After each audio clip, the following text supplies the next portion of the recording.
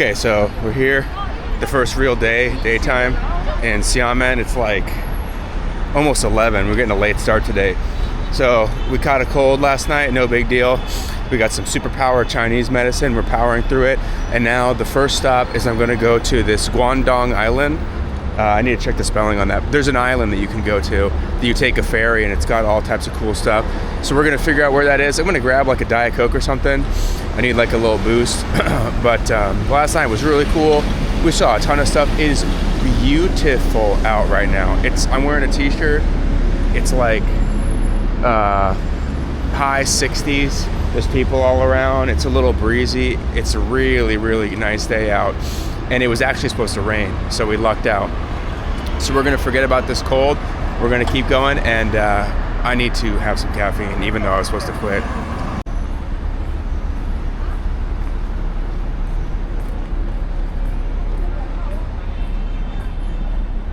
Also, the other thing, I was trying to get takeout last night, and I couldn't figure it out, and I did a lot more playing around on the phone this morning, and I think it's possible. So here's the way that it works in China. In China, there are two main super apps, okay?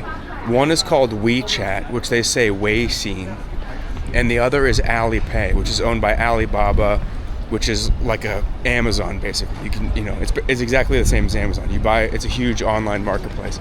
So you use these to chat with people, you use these to pay, but most importantly, they have what's called mini apps. So you open Alipay or WeChat, the app on your phone, and on there, it's like its own little app store. And so it has like Didi, the ride hailing. It has the app for taking the subway. Obviously, it has a payment app. But they have food apps, right? So there's a third mega app. It's called Meituan. It's yellow. When I've been riding around the bikes in my other videos, if it's a yellow bike, that's a Meituan bike. And every single restaurant in the whole country uses Meituan. So effectively, the way that it works is when you sit down at a restaurant, on every table, there's a QR code on the edge of the table. You scan the QR code and it knows what table number you're at. So when you walk into a restaurant, you don't talk to a hostess, you don't get seated, you don't wait for them to come ask you what you want. You sit down at any table that's open, you scan this app, you scan the QR code, it pops up this app, and you start ordering, and then they just bring you out the food. Nobody even needs to talk to you. There's three ways to do this, okay? The way that I've been doing it is with Alipay or WeChat, the mini app. So when I scan on Alipay or WeChat, it brings up the Meituan mini app, if this makes sense. And then I can order on there. The reason I do that is because my credit card is successfully linked to those two apps, and they have an English translation in the app, okay? So last night when I was trying to order delivery, I was trying to do it through the mini app, the Meituan mini app in Alipay, in WeChat, if that makes sense. Now, the problem with that is that it's actually not the full app. So even though I could rent a Meituan bike and I could buy food with Meituan at a restaurant, it turns out that that is not the full app. So I have the Meituan app on my phone, but every time I tried to use it, it denied me for being a foreigner, and it does not have English translation. So this morning, I was like, you know what? I'm gonna figure this Meituan app out. So I open up Meituan, I start clicking around, and I get it to verify my passport with my foreign United States phone number. So it's still not translated to English, but I have the full power of the full Meituan app. I'll try to show it later, but it's enormous. This guy's trying to give me bread. Very good. Mian bao. Yes. Oh, no, thank you. No. 不可以. No bread. No bread. Give me a thumbs up. Okay. The guy wants to give me bread. I'm not quite sure what that's about. But basically, if I were to give myself advice for a second, if I were to go back in time and give myself advice on how to be prepared in China, what I would try to do is in the States, I would download Alipay, WeChat, and Meituan, and maybe this other one called Dianping, which is pretty common, and have the account for long enough that it asks you to verify your passport with your United States phone number or whatever phone number you can receive verification texts in China. So like when it says log into your account, I'm going to send you a 4-digit code. Whatever phone number you can use that it receives international text, it will give you that. Sign up like a week ahead of time and see if you can actually add something to your cart in Meituan. Because if I had that, half the problems I would have had for the first week in China would have been eliminated, right? That doesn't solve the problem that you're going to have to translate the app. They do not have English localization in the Meituan, actual Meituan app. Like, for example, let me show you. Okay, so here's Alipay, right? This is the Alipay app. And okay, it's popping up a whole bunch of crap. In Alipay, in here, I can open up, this yellow app right here, that's Meituan. When I click on that, this will open Meituan. And in the corner, a bug is trying to get in my face. In the corner here, I can translate. See? I can get cut fruit now, pastoral grass, all that stuff. This is not, it turns out, the actual full Meituan ordering app. This is. So this is the Meituan, like, native Android app, right? And when it actually loads, I have slow internet here. There's me searching for chicken. You could see there's way more stuff going on here. And this little dog rabbit mixture app right here, that is the order. Now look how much bigger that is, okay? So this is all in Chinese, obviously, and there's no translation option, but this is how you actually can order food, delivery or takeout or whatever in China, is with Meituan.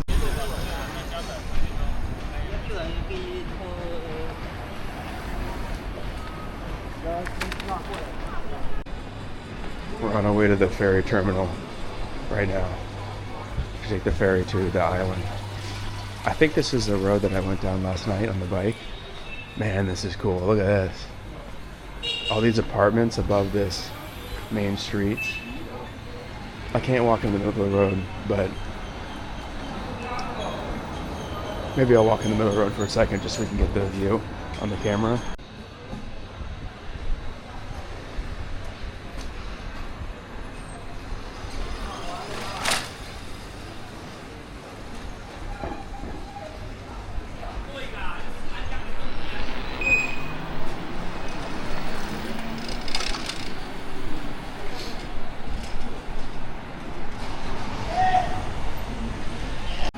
As much as the nerd gadget guy in me wants to figure out the Meituan delivery thing, eating at the restaurants and like walking around where the restaurants are and experiencing and interacting with the people is way cooler, I think. You know, we can do food delivery in the States if I want to, but maybe we'll try it, just order some small thing and see if it works. There's a funny dog over here, we're gonna check it.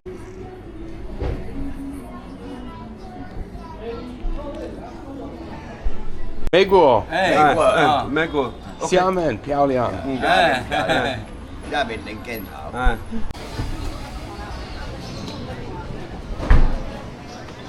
There's a road in there. Lots more seafood here than in the other cities. Even though the other city, those are fish balls. Even though the other cities were coastal cities, I would say maybe half of all the, look at these fresh eggs, by the way. Wow, that's cool. Maybe half of all the restaurants here that I've seen are seafood. Like they have the fish tanks and everything. So this is a big, if you like seafood and you want to get it like omega fresh, like killed right there, this is the city to go check out, I think. Look at that door, huh? I'm not a big seafood guy, even though I've lived in Florida my whole life and like the seafood capital of America. It's just not my thing. I like barbecue, and they have good, really good barbecue in China.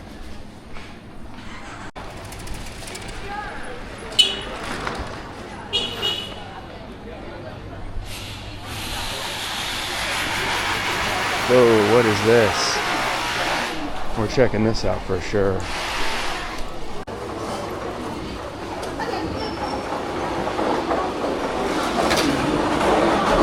Seafood market.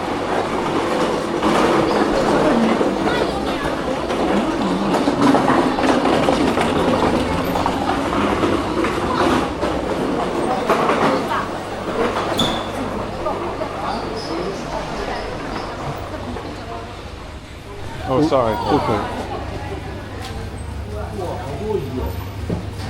Got some oysters over here.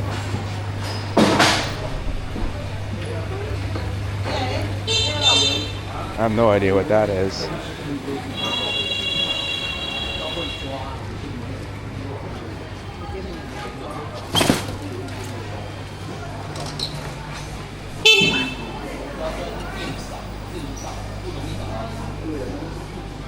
These are some big ones right here. Look at these things.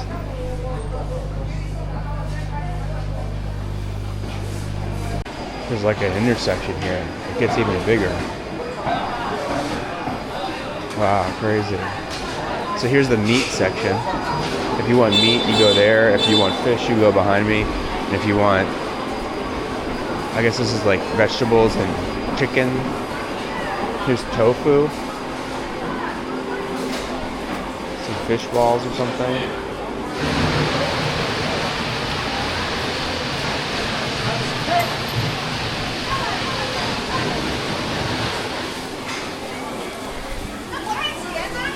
Huge market.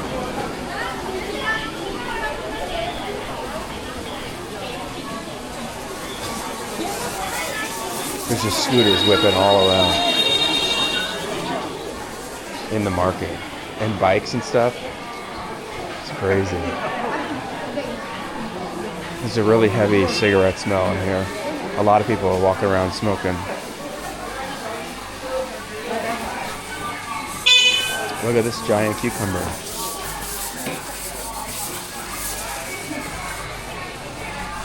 So pay attention here. In every stall, there's a green and a blue QR code. There's one right there. Every single stall. There's one. There's one right there. That's what I'm talking about with the apps. If you want to scan Alipay or WeChat, that's how you pay. Here we go. Got both of them. Every single stall. Every food vendor, every truck, every guy in the street, nice restaurant, hotel, everything. That's how you pay. And in my other video, that's what I was talking about. If you're somebody who, like, your phone is always zero battery or something, or you forget your phone a lot, like, you cannot come to China with that at all. Like, it will not work. You gotta have a backup charger. You gotta have your phone charged. Cannot lose your phone. Don't crack your screen or drop it. Because I don't think, if you were out somewhere far away from where you live and you lost your phone or something, I don't know what you do here. Because one time ever, they let me pay in cash. And it was kind of like a big pain for them. And even going to the bank to take US, I brought like a couple $100 in US bills and transferred it. I wanted to exchange it for RMB. And banks were like, oh, no, we don't do that. And it's, if you wanted to, it would take us an hour. Like 3 or 4 banks said that. And finally I got into a Bank of China that would do it. And it took like 30 or 40 minutes or something. And it was a huge process. And you had to make like an appointment and sit there. So what a lot of people told me is that, oh, every hotel can do it. No. I've been to 4 hotels and I asked each one of them, do you do this? Just out of curiosity, and they do not. So everything is phone. And that's what I was saying earlier, where if I could go back and tell, I knew that this was the case. And so I downloaded WeChat ahead of time. But you need both, and you need Meituan. And the big thing is you need to initiate some kind of transaction somehow where it's going to ask you to verify your phone number. That is what you need to do before you leave for China. Look at these tomatoes. Those are nice. Yep, WeChat, Alipay. A lot of older crowd here shopping. Not a lot of young people like last night. I've been walking for a while. This place is really big.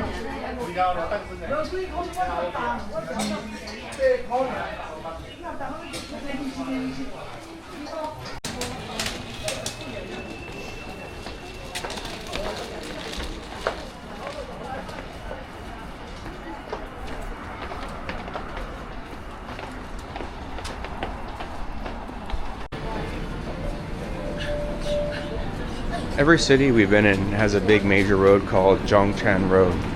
Zhongshan Road.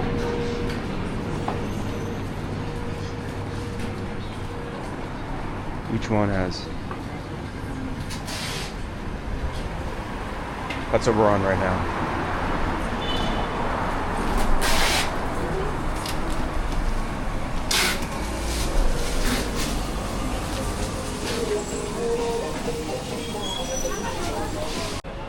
There's an entirely separate, gigantic market. Like 2 minutes walking away from that other one.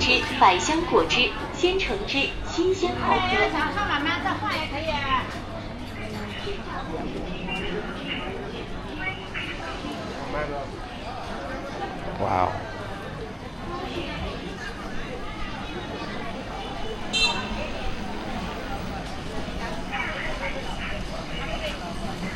People just doing their daily grocery shopping.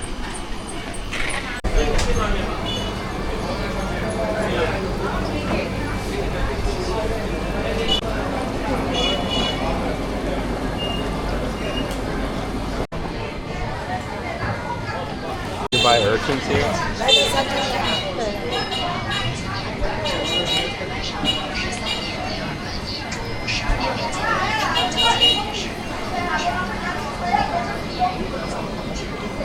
Yeah, this is a completely separate, detached market from that other fish market.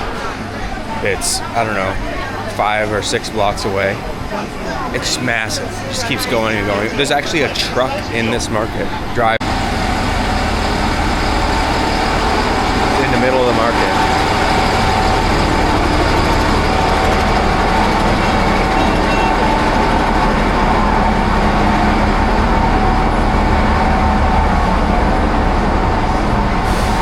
Doing some kind of sewage work.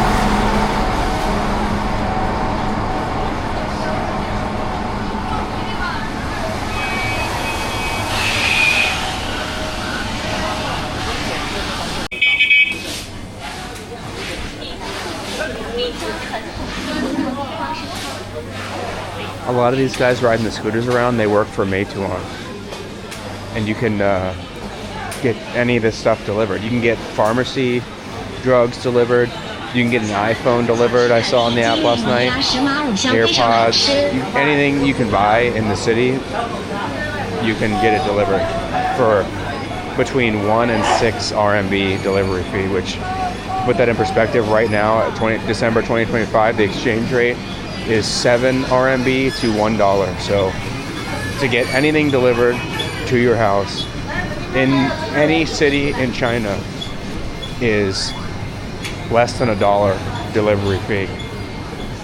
You can get these clams and an iPhone and a pair of shorts. All of that delivered to your house for whatever it costs plus less than $1 to get it delivered on Meituan. Pretty crazy. These are the apartments that are above this market.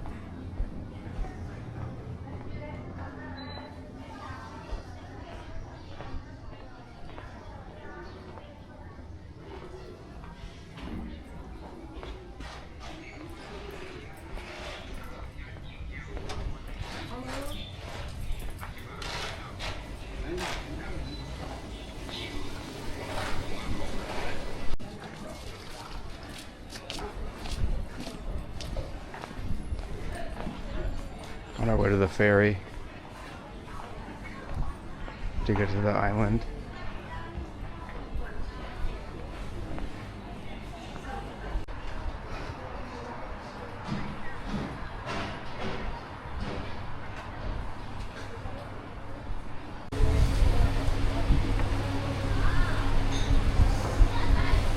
I think we're looking for another underpass here to get across this highway. More shops. Endless, endless, endless shops. If you want to buy groceries and eat food from a restaurant, this is the spot to be. Jeez.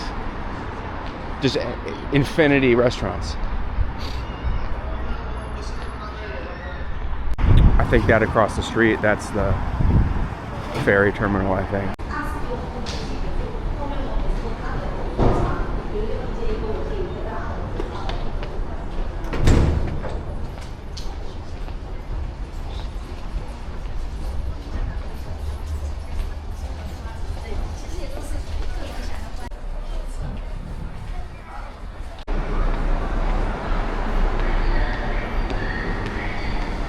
All right, we got the ticket. There was no line at all. It was exactly $5. I don't know if it includes returning. I'm sure it does. Well, actually, I'm not sure. But to get there, I paid $5. I handed the ticket agent my passport, and she said nothing. And then I scanned Alipay and got a ticket. So we're gonna take this ferry. It looks cool. Here's the ferry right here. Oh, that's actually the waiting area of the ferry.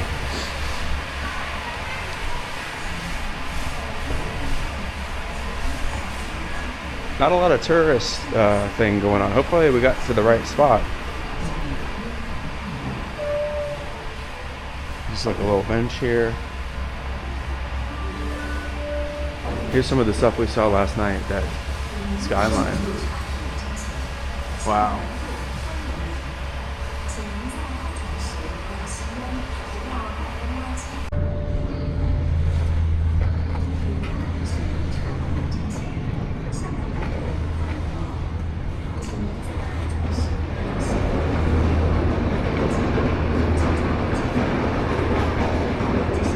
带好随身物品，请注意船舶与等船之间的缝隙，谨防踩空。请您先往右。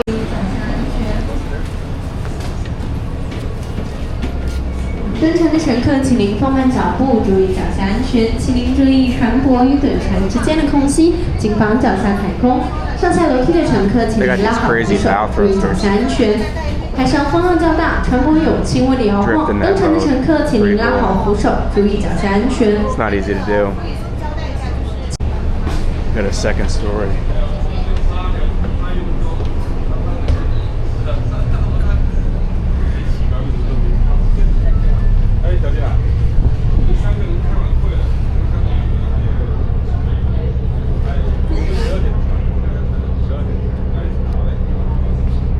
So my expectations of China, I didn't really want to go in having a bunch, but obviously your brain creates a picture of what to expect. And I would say these streets are more along the lines of, this is what I thought China would be like, is, you know, walking around, seeing these markets and stuff. This is a little less curated, I think I'd say. Because if you saw the video for Hangzhou, or many parts of Shanghai, a lot of it is like very high-end retail with something approximating the markets you see here, mostly like little knickknacks and stuff. But this is like, you could buy a lamb leg and an octopus and get some fried chicken right in the same street. So it's pretty cool. It's definitely a lot different than Shanghai. Massive difference than Shanghai.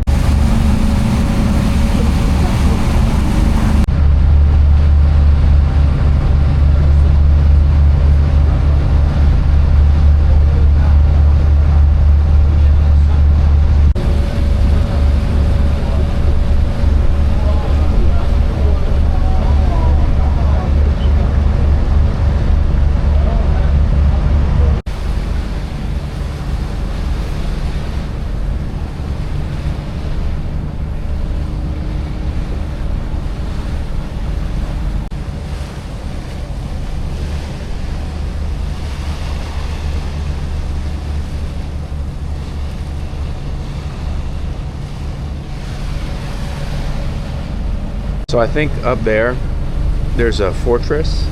I'm pretty sure we're going to that. And I believe if you see on the edge, there's a statue. And I think we're gonna go to the viewing platform for that. And I believe there's a third fortress somewhere. But I see these little golf cart buses whipping around. Maybe we'll take one of those. Or if they have the bikes, I really want to do the bikes. I'm not sure if they're on this island though. They're everywhere, so maybe they are, but it's possible they don't want to whip the bikes back and forth and have all the infrastructure for the bikes on this tiny little island. But it seems like there's people who live here. If you look over there, I don't know if that's a big hotel, but some of these look like apartments, so I think there's people who live on this island.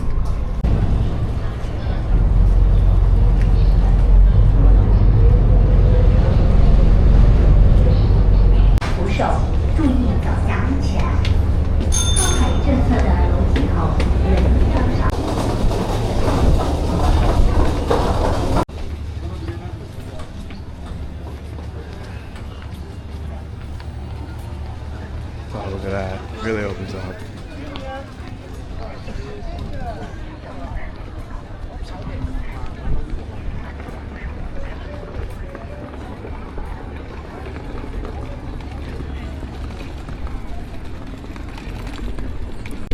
So if you see these pianos, they actually have a piano museum here. We're gonna have to look that up about the connection between pianos and Xiamen. Oh, little man's not having a good day.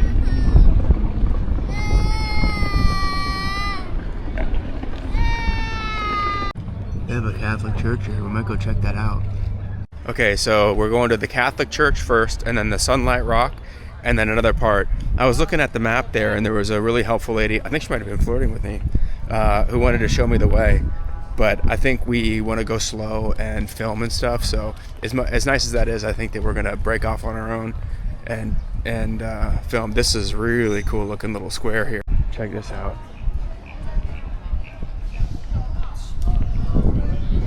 There's a sign here. Here we go. Sunlight Rock.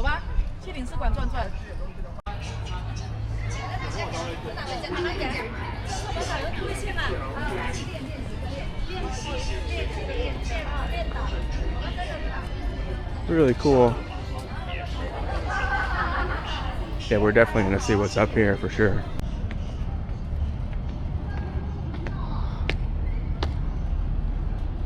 A lot of closed businesses, it seems.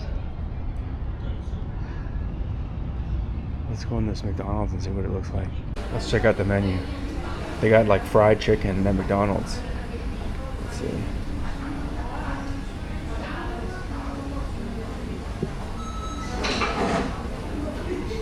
I wonder if they have Coke Zero.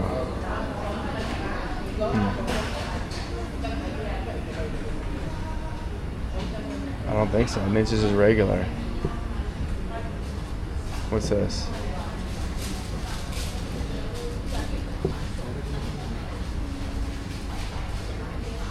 Those are different sizes. Yeah, so you can just get regular Coke. Interesting. This is a Luckin coffee. This is one of the places that my videos that I watch to learn talks about.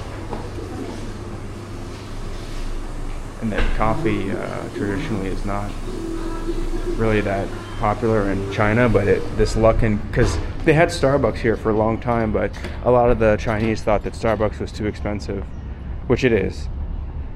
So this Luckin coffee is just blowing up, right? Taking over the market. You can get really cheap coffee that's the same quality as Starbucks, obviously. And I've seen them everywhere. I've seen the Luckin coffees, that honey snowman, like boba tea place, and another one called Good Me. I see those three stores everywhere. I think Good Me is those teas, but also like kind of like an ice cream milkshake type deal. And they're all over. Every mall has like 5 Good Me's.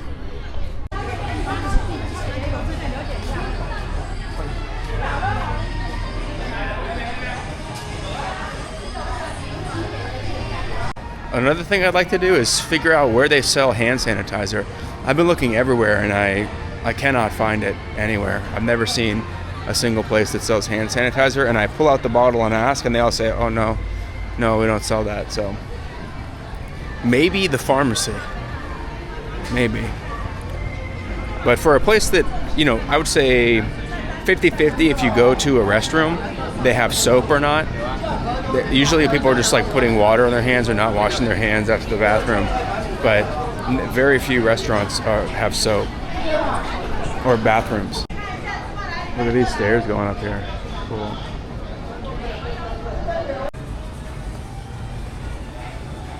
On our way to the Catholic Church.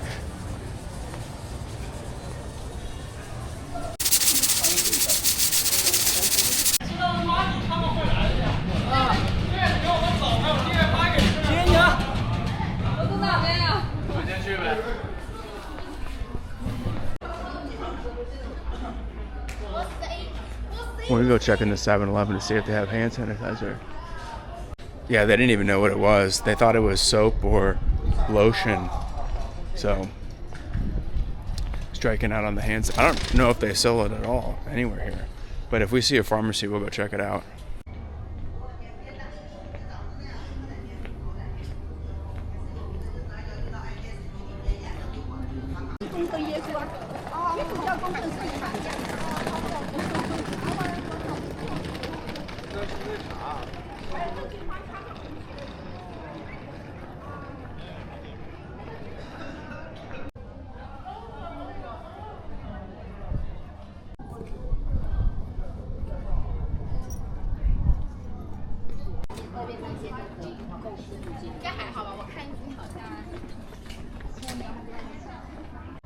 I don't know how you get in there. We got denied from the building or something. I'm not quite sure. Looks like maybe there's a wedding, but this is the Catholic Church on the island. Looks like there were some missionaries here at some point.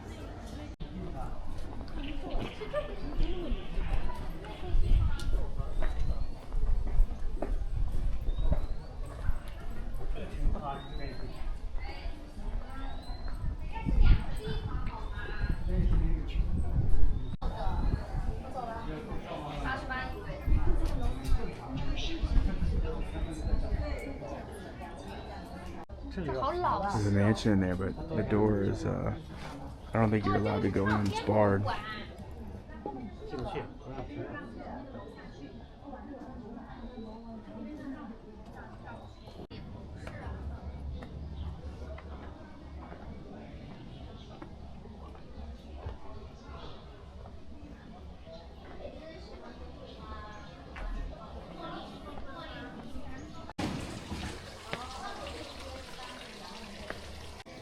Wormhole.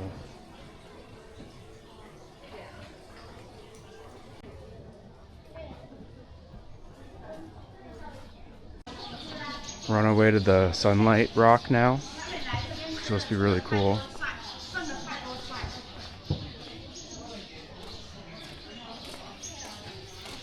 It's a really nice day out. It's like high 60s. Look at that cool staircase there with all the growth on it. Wow. Maybe we'll go check out the park. It's only 500 meters away. You can see these apartments above this on the island.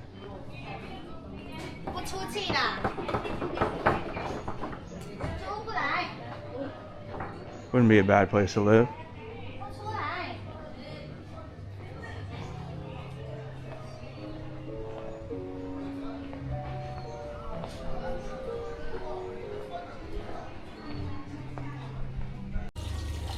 I think this is a hotel here, or like a little bed and breakfast.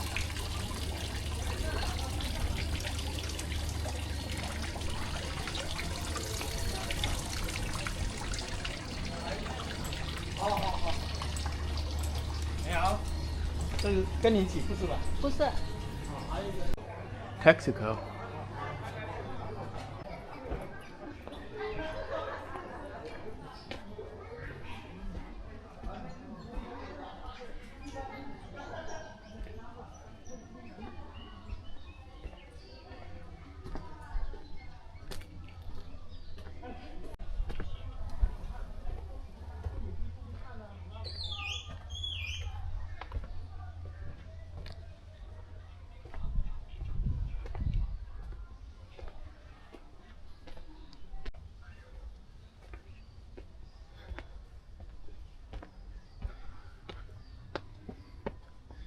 There's something up here.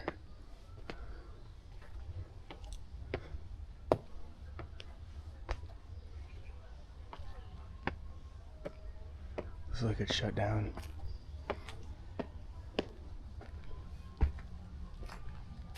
It's kind of spooky.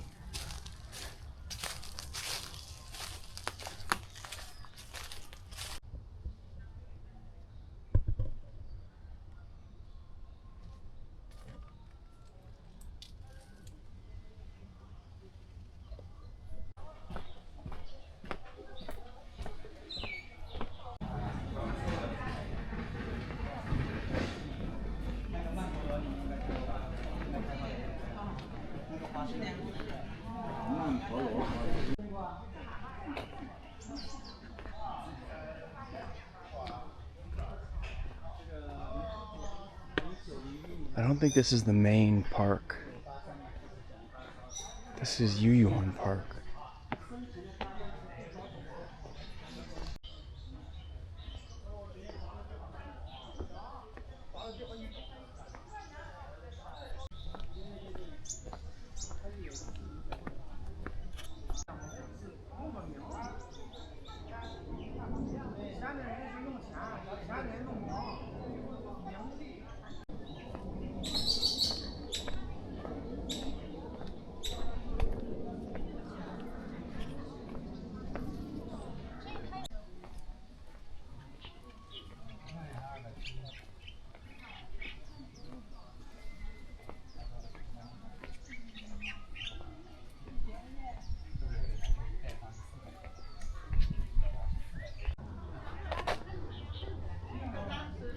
There's a big hill here.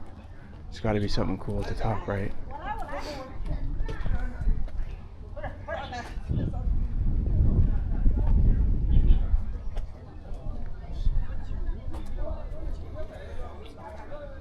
So the broken glass tarred to the top of that wall. Pieces of glass.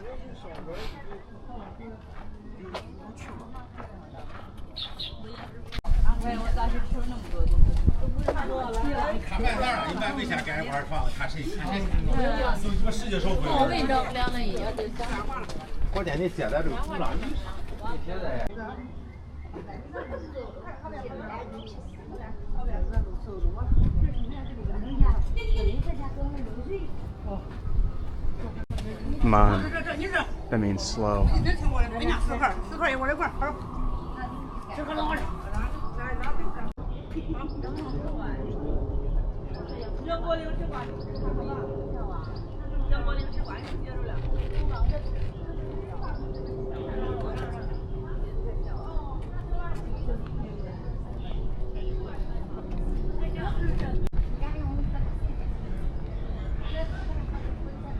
It's a huge fallen tree.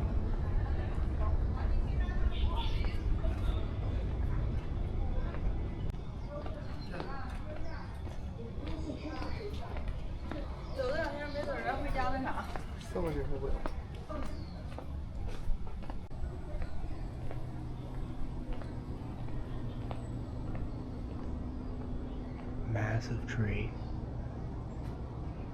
Really big.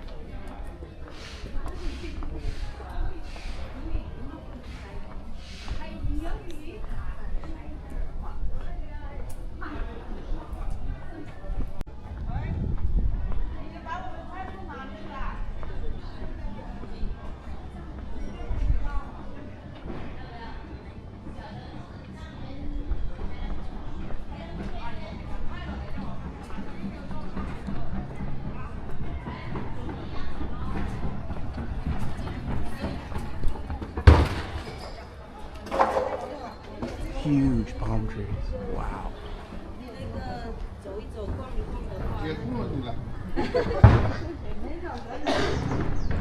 There's just a huge like soccer field school here in the middle of this.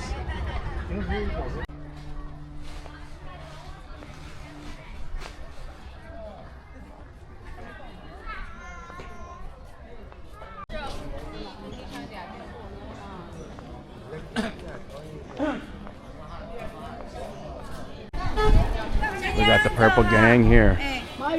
Purple hat gang. Awesome. We're going up to this Sunlight Rock, which is the main attraction, and it's getting a little bit more crowded because all the tourists want to go here. I'm a tourist, obviously, too.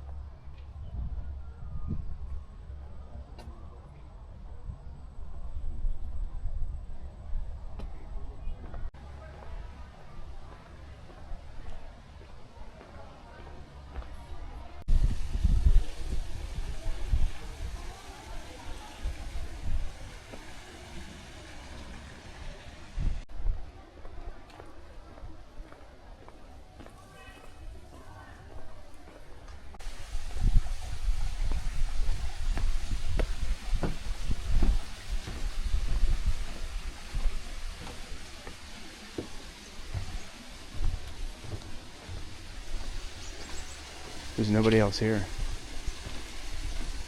I'm not quite sure where we are.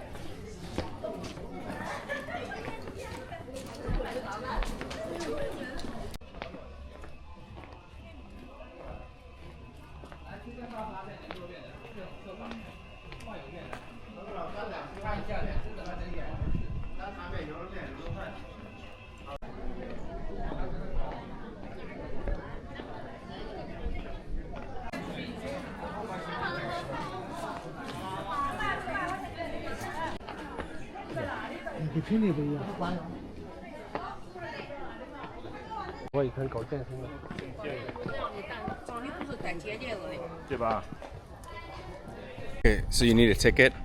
It's 50 yuan, which is like $7, $7 or something. So this is for the Sunlight Rock at the top of this hill.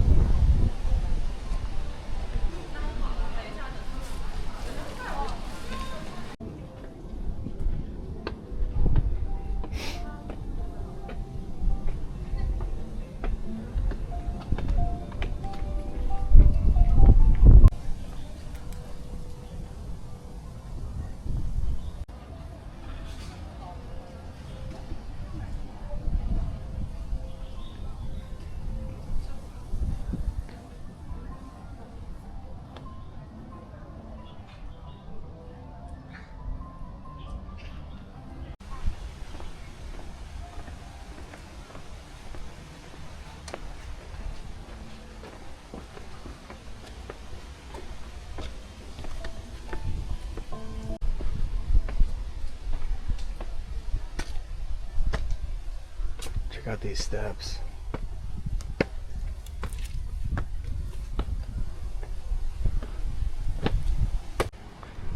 I have a feeling there's a better view at the top. It's pretty good here though, huh? There's a little door with a room built into this rock at the top of it. Somehow it's carved into this giant boulder. What? Nobody else is coming up here. There's just this door here. It's about 5'8".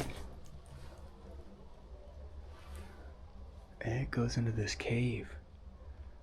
There's nobody else here. It's collapsed in, you can tell.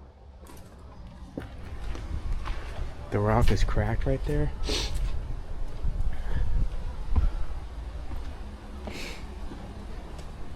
Pretty cool.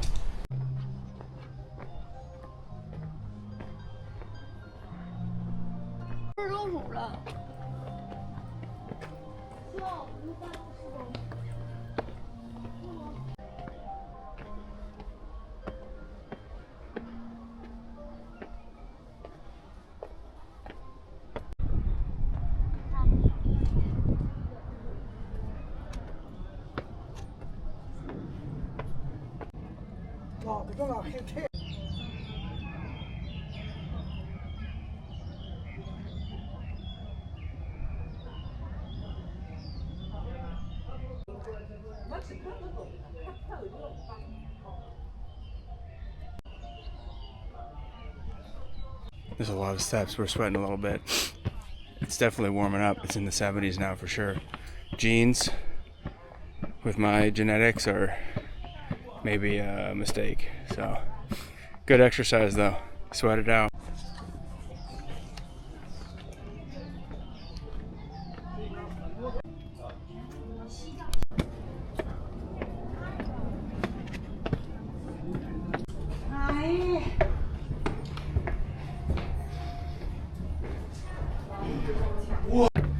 You can see everybody's struggling. These steps are real steep.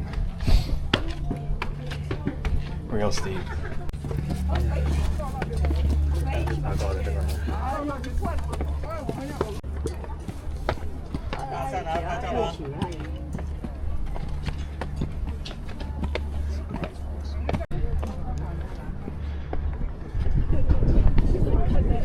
Traffic jam. It's crowded for sure.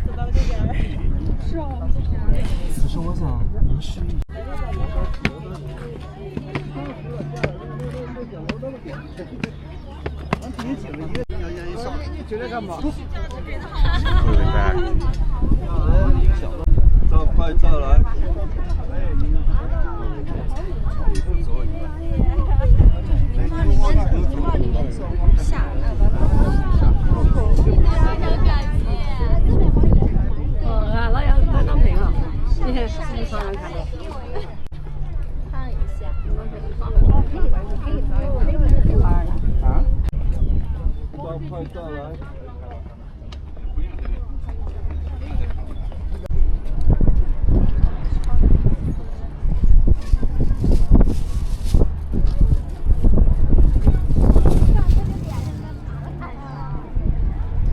So I don't know if you can see this, but right where those two twin towers are that get lit up real crazy at night, there's this road that's built out into the ocean, into this huge bay here that does like a circle.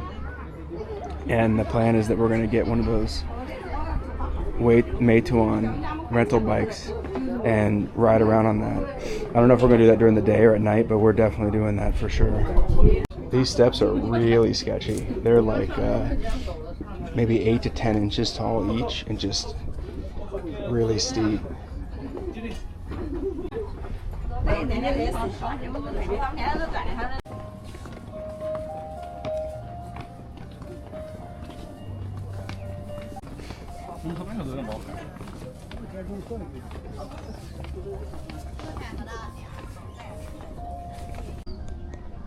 I guess there's a temple over here on this rock.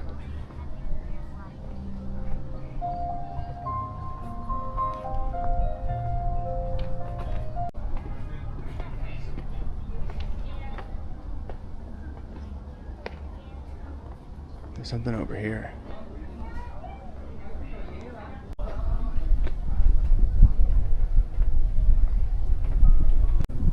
More steps, why not?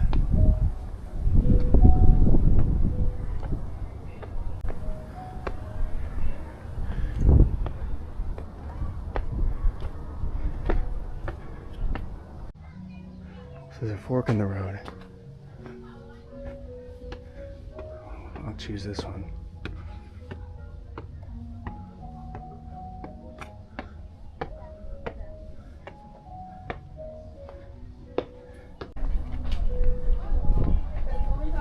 That's just another entrance to the same thing. So we just did the stairs twice for the same thing. Oh well. We our shoes are hurting our feet, so we can't run. This is like a little mini Stairmaster, right? That's fun.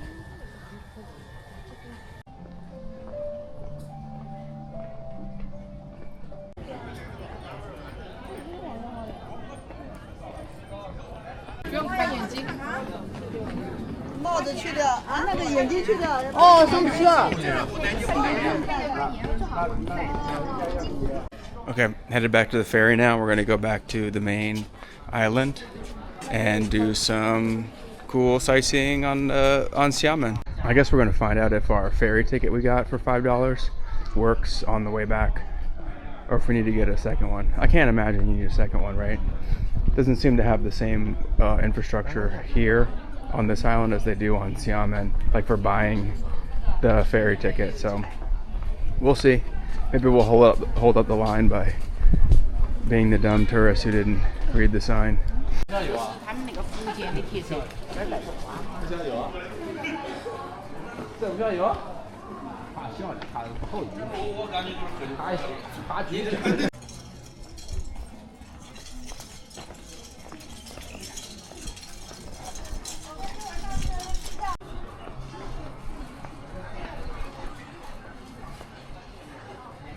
can see the houses on top of these shops.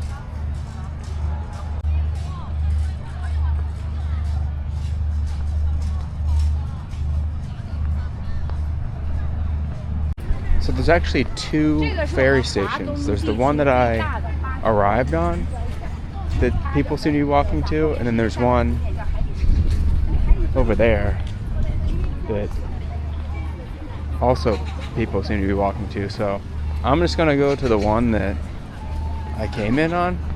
I don't know if it's like an entry on one side, exit on the other situation, or if it's two different companies, but we're just gonna go see what happens. Check out all these tour groups.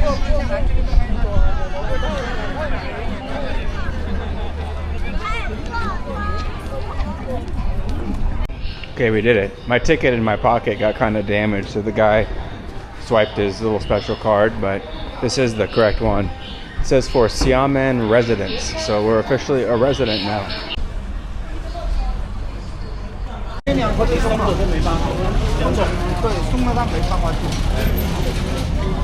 I think tonight it might be fun to try the McDonald's fried chicken here and just see what it's like, because they definitely don't have that in the States, right? And it's like a bucket with fried chicken and French fries in it. It seems like, I don't know, could be cool, depending on where we're at, because we've done a lot of the noodle and the like authentic steamed vegetables and beef and chicken and pork and all that. So unless there's something incredibly unique in the area that we're in, I think just seeing what it's like. There's a Burger King too, but that one closed a little early, so maybe we'll try to find a McDonald's and we'll get the fried chicken for dinner.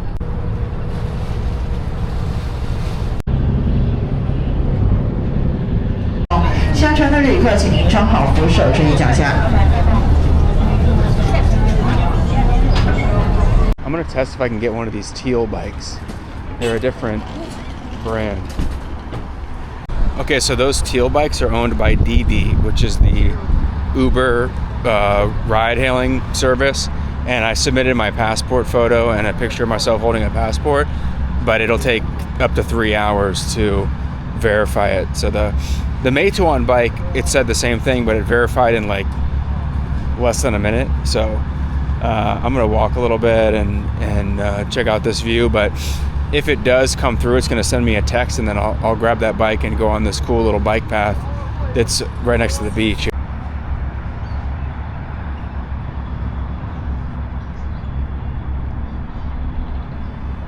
Got some people fishing. We got a Meituan bike.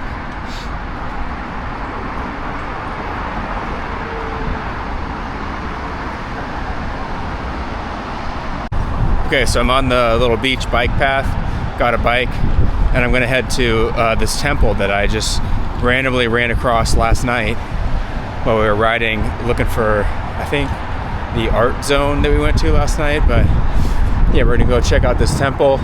It wasn't originally on the itinerary, so let's see. It could be cool, it could be lame, but it was lit up really cool last night, and I really want to see what's up there. It's like these really steep stone steps, kind of like what we just did, but it's on the main island. So I don't know what to expect. Obviously, I expect a temple, but I didn't see any pictures of this, or it wasn't listed on trip.com. So who knows? Maybe it'll be really special.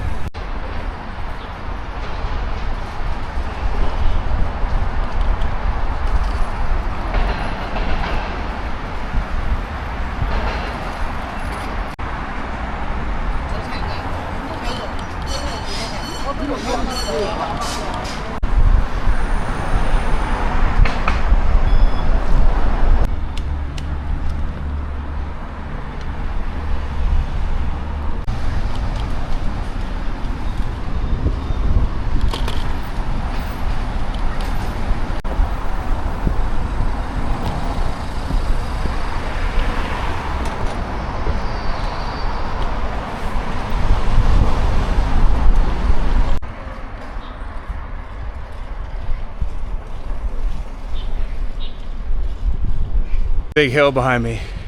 Got my legs pumping. Had to stand up.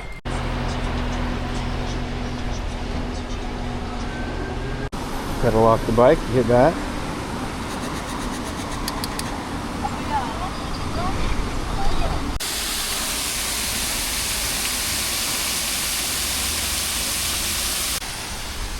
So just for reference, those bike rides, the little regular bike rides, are 20 cents, basically 1.5 yuan. So I don't know what this is, but there's this really long tunnel here. We're definitely going to walk through that, but I think there's some stairs somewhere we can go up this hill behind me. There's a temple up there somehow. So there's some stairs right here. I think that must go up to the temple, and there's this sign here that's talking about something meters cubed. I'm not exactly sure what that is, but I don't think this is like a ticket thing, so.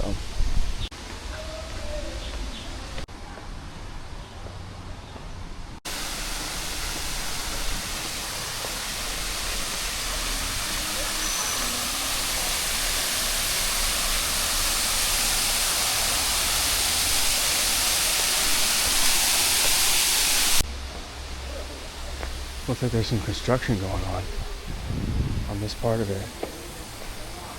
It smells really heavily like incense. Wow.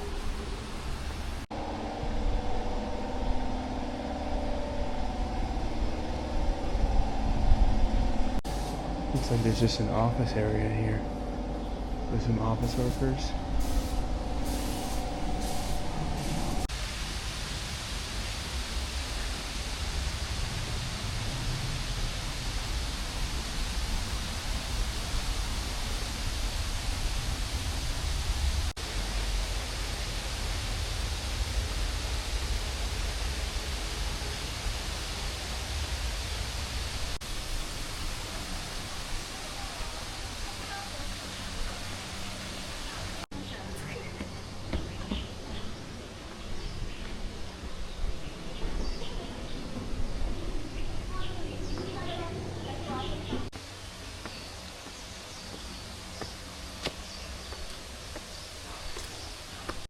We're definitely getting our step count in today with all these stairs. I wonder how tough this is for all the Chinese that smoke cigarettes all the time. It's got to be 30% of the population smokes easily, maybe more.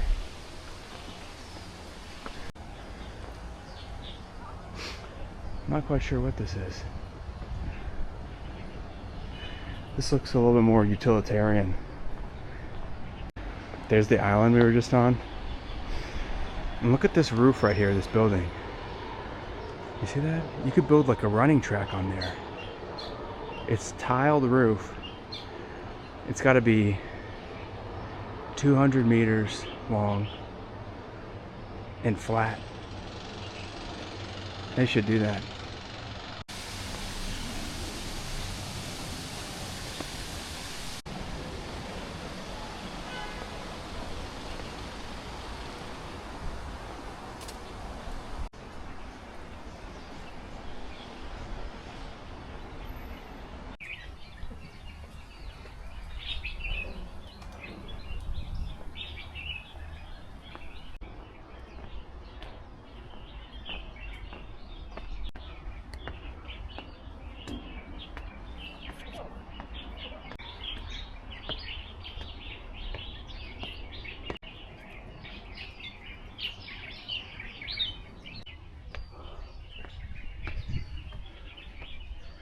There's a lot more steps.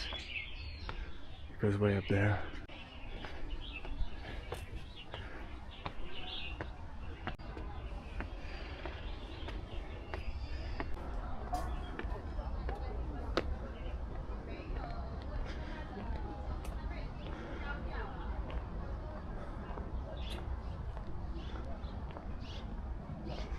It's a big courtyard over here. There's still more up this on this rock. I think that's the top.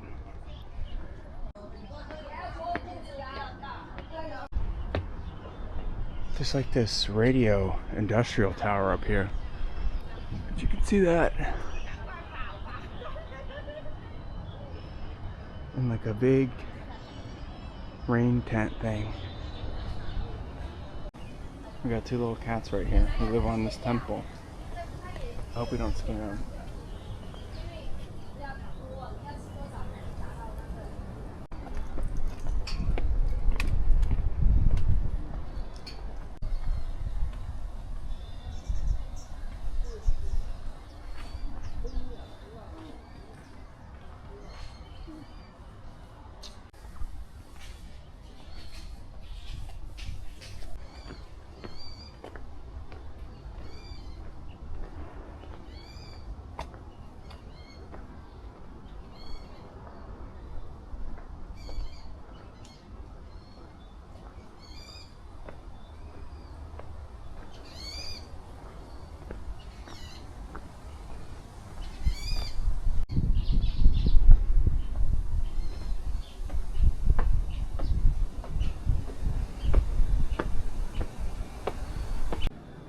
Look at the roots wrapped around this temple at the top here.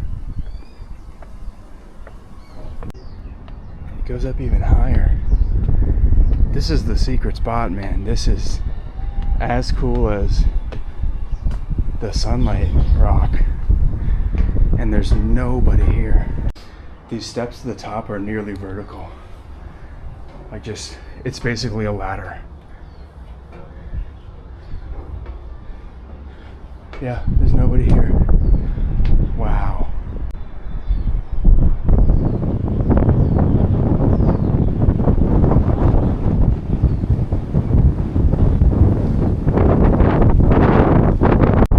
Here's the Xiamen city side.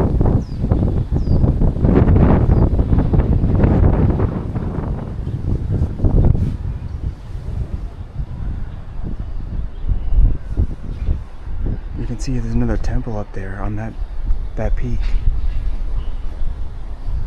Not quite sure what that one is. I don't see anybody else up there either.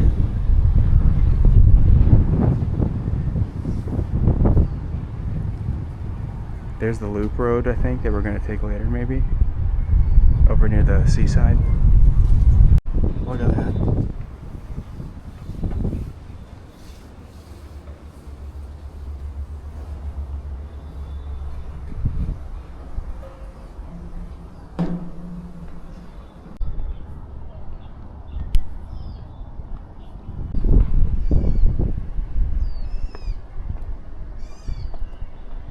So I guess that tunnel at the bottom of this temple that I was looking at, the Naval Science Tunnel, apparently that connects to our next spot that we're trying to go to, the fortress. So we're gonna walk to that tunnel. I also need to find like a convenience store. So I haven't had any food or water at all today, and it's like 3:30 p.m.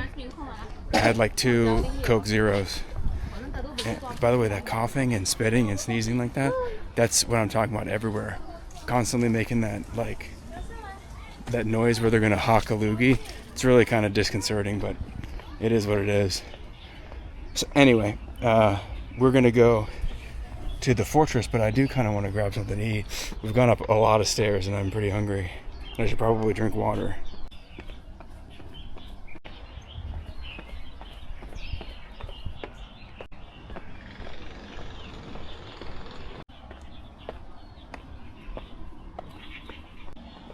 I might be lost. This is a new thing that I haven't seen before. It's like a little garden on top of a roof, I think, with these stones.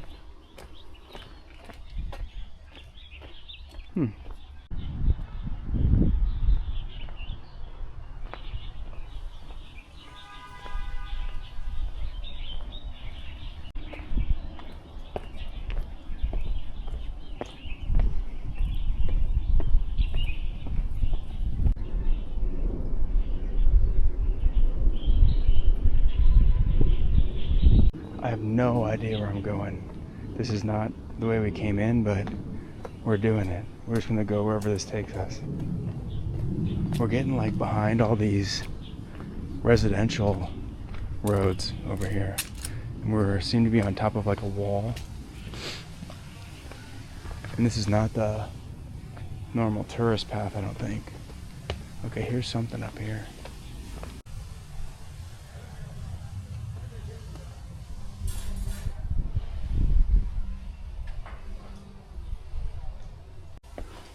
Okay, we are back to ascending again.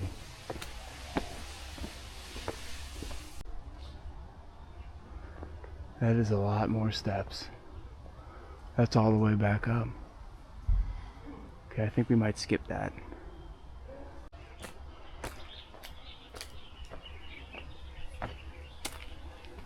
I'm gonna try this path.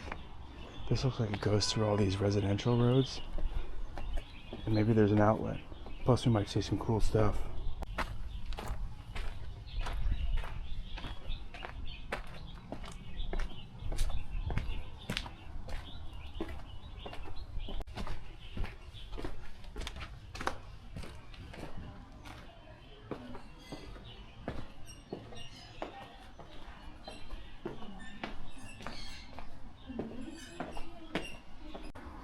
All the plumbing is here on the side of the stairs.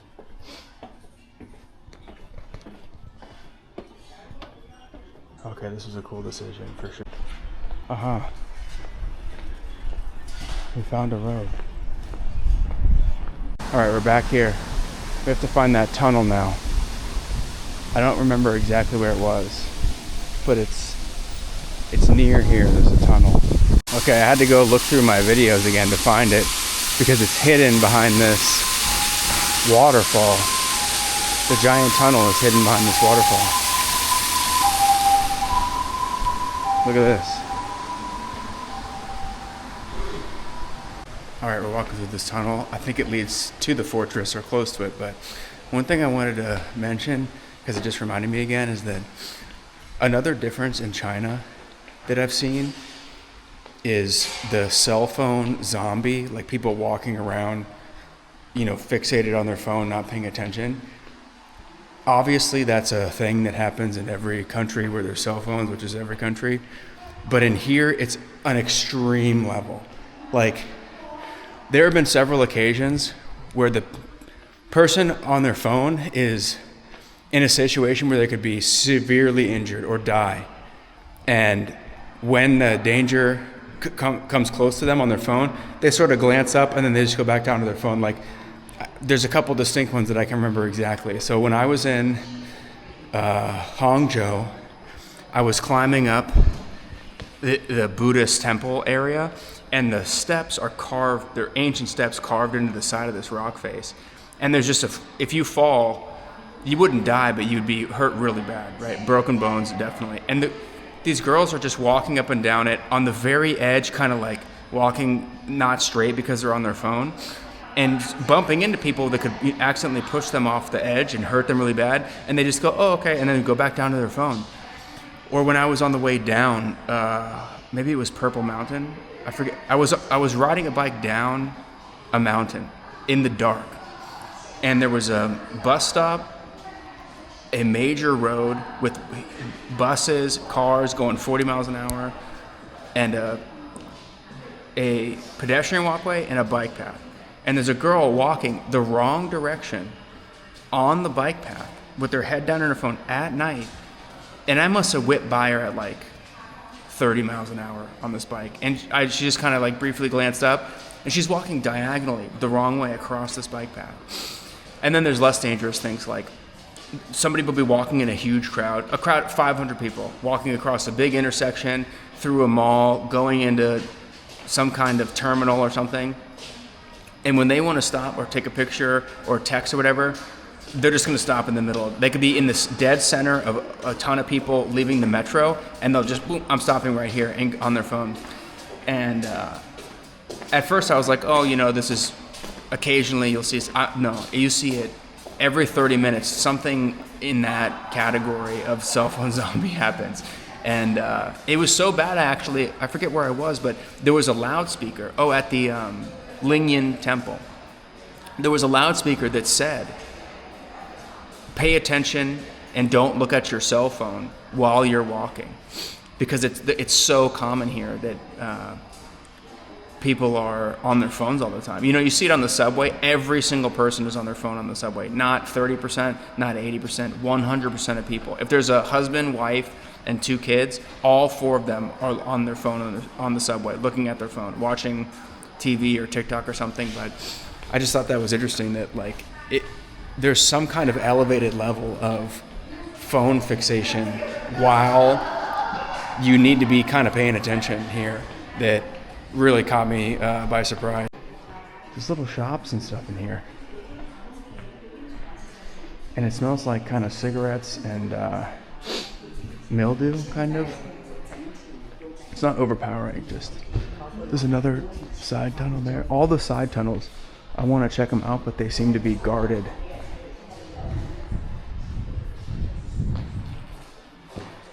And there's all this military propaganda stuff on the walls, lit up, different jets, and see there's a bunch of aircraft here.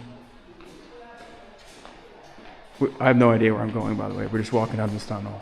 It's really long.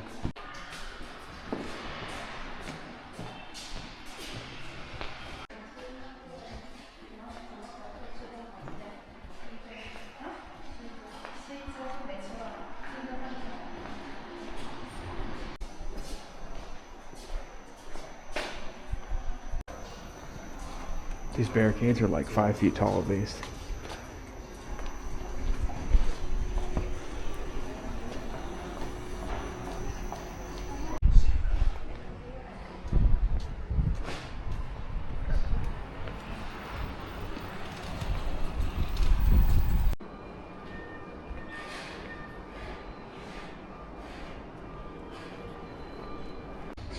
There's a bunch of steps up there. National Defense Mobilization. This might be the fortress. So on the map, it says aerial defense. So I'm pretty sure this is like a legitimate military installation that I should not be poking around with my camera at. So we're going to leave this place, go back through the tunnel, and go to the tourist military installation, which is the fort, the cannon fort. So I didn't film over there, but that place did not look like it was messing around. Like, yeah, that is a for real military thing. So we're gonna get out of here. Okay, so we just got a haircut. On the way down, I saw a haircut place. I needed one. I paid 26 yuan, which is like $3.50 for a haircut. In the United States, the cheapest, if you went to like a Great Clips or something, it's like $35. So 10 times cheaper. They thought it was hilarious that I was going in there, and I didn't want to film the guy doing it, but he gave me a really super tight skin fade, which is all good. But yeah, now I need to find one of those bikes, and we're going to ride a bike to the fortress and check that out. It's going to get dark soon. It gets dark in like 45 minutes or something. So we still haven't drank any water or had any calories at all, so we need to do that. I'll try to find something. Water. We're in the mix now. This is not a tourist area. I hear a bunch of kids to my left. I think it's a school or something. All right, we got hand sanitizer finally. It was $4. It's called Bu Xi Shou, which is like no wash. Buxia, no wash, hand wash or something. No wash, hand wash. And we got it. So, but it's like a big container. So she said just fill the small container with the big container, which, okay, no problem. So here we're looking for some kind of snacks or something to eat for now. None of this is looking very good. This is all a bunch of like, you know, sugar garbage. Ni hao. Yeah, this is like chips, and I thought they'd have like some almonds or something like that. We're off to the fortress. So I tried to rent one of those DD Teal bikes again, and it's been at least 3 hours and we're still not verified, so maybe tomorrow or tonight or something like that. But they're pretty common here, and I'm not sure what we're gonna have in Chengdu when we fly there tomorrow, so it would be nice to have that validated. I can't imagine. There actually is a fourth city bike that they had a lot of them in Hangzhou, but those were like docked, like kind of if you go to Chicago or New York or Portland or something, those bikes, you don't just leave them all over the place like you do here. They're docked into these special docks, and they had that. It was a red bike, and it came with like a little cable lock basically, and I don't know exactly how they work, but there's at least 4 bike city rental things we've seen so far. The major ones are Hello Bike and Meituan. Those are absolutely everywhere. And then there is the DD ones, which are teal. And wow, this road is kind of weird. And then there's the red ones. So we don't know what's going to be in Chengdu, but I would be shocked if they don't have Meituan and Hello Bike.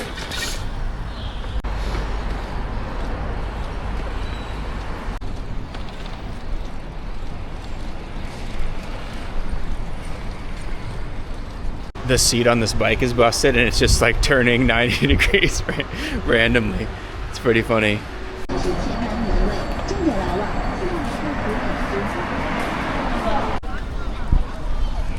That place must be fire. Look at that line. I bet those dumplings are super good.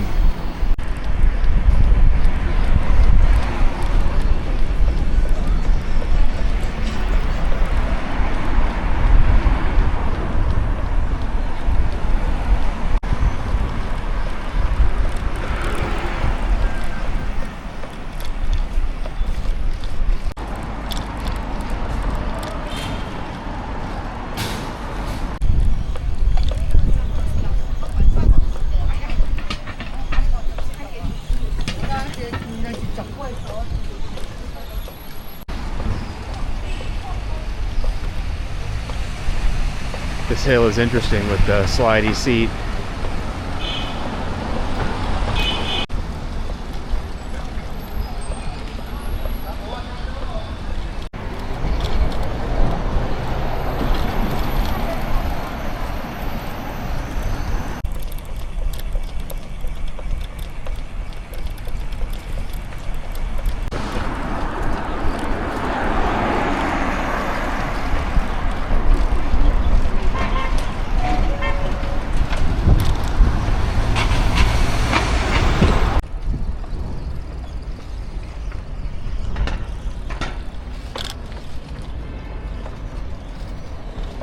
Construction sites all spray this mist, just a water mist, probably to keep the dust out or something.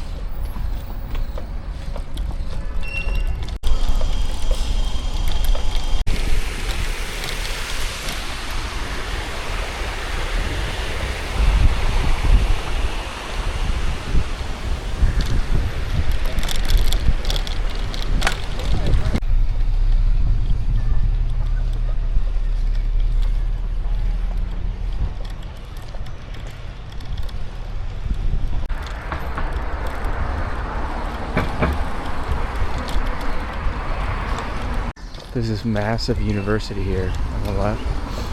Every university in China has a ton of security all around the perimeter. In every city that we went to, it's like that. They have like these type of police gates like that everywhere.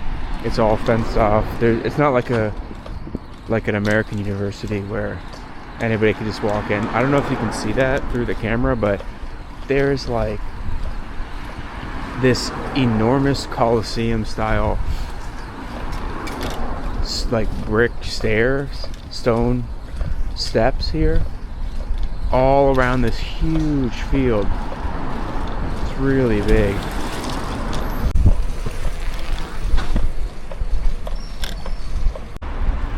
This little beach road here.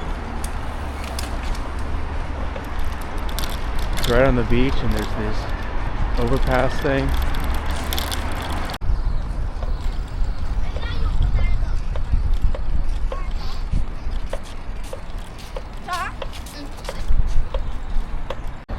We're gonna take a mini detour and check out this beach.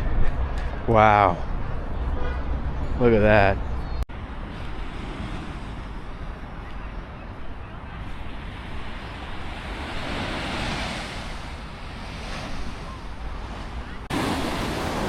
You gotta say we touched the water in China, right?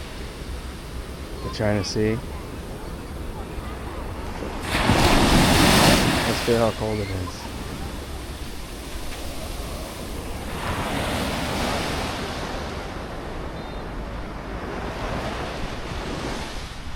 Very beautiful.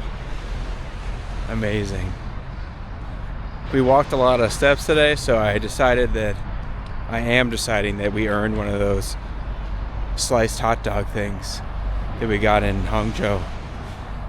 So there's a lot of these vendors on the beach. I think I've seen some people walking around with them, so I might try to find one and we can eat it. We got it. 5 RMB. This one looks a little better.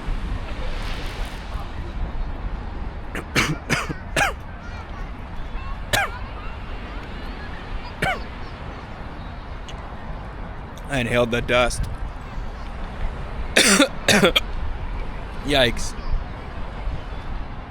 Let me recover. The insides of these are so raw looking. But it's basically fried on the outside, really crispy. And they put this dust on it. And the green dust is like, I don't know how to describe it, salty, just like seasoning. And the red dust is some kind of cayenne or something. And the inside's this really raw looking, I think it's pork. Who knows what the hell this is. But it's good.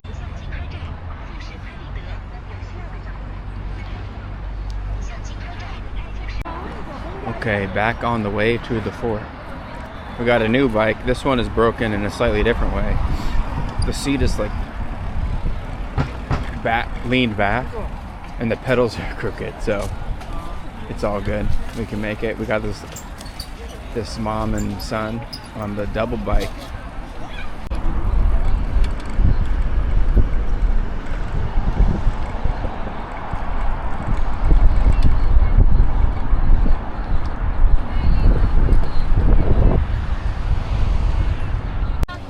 The fortress is actually on this beach in some capacity. So I rode up the road and there's like a parking gate with a whole ton of security up there. But there's also this sort of like side beach market thing, road that people are walking up and down. So this might be how you get to the fortress by walking. I'm not sure. We're just gonna follow it. It looks pretty cool. There's a lot of stuff going on up here, so. And there's food. Oh, we could have got a meat stick up here instead. These things, fried meat, that looks pretty good. We might come back and get one of those. There's definitely a fortress or something coming up here. Oh, look at this cool view.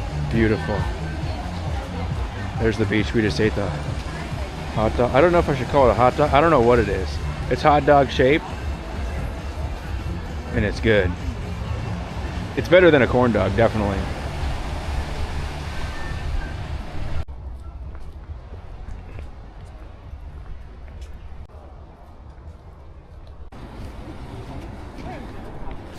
These are steeper than the steps at the temple.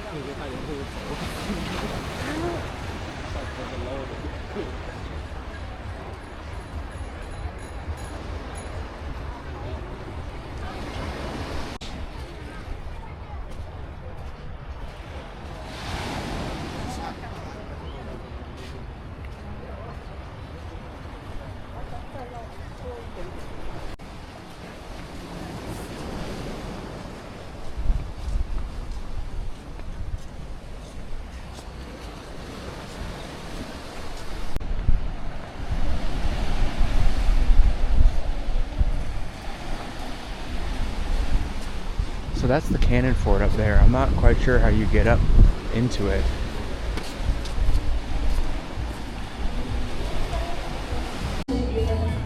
Something going on over here. Either somebody's really good at karaoke or there's like a live band.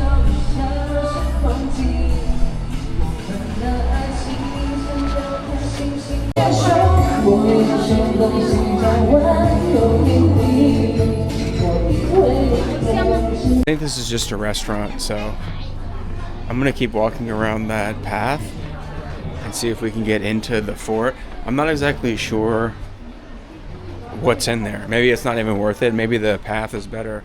But then we're also going to take bikes around this loop near those twin towers and check that out.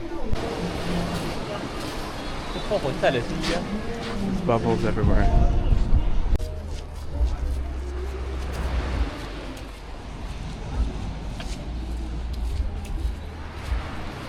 Yeah, I'm not quite sure what's up with the cannon fort, but I feel like we saw the best view there, walking around that walkway path. We're gonna keep going across the coast and see what's over here, and then eventually I want to rent a bike and do that loop around the Twin Towers.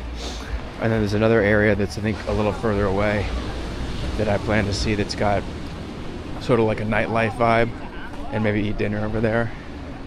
And then I don't know if there's a plan after that, so maybe I'll just look up on trip.com and see what other attractions are at the top.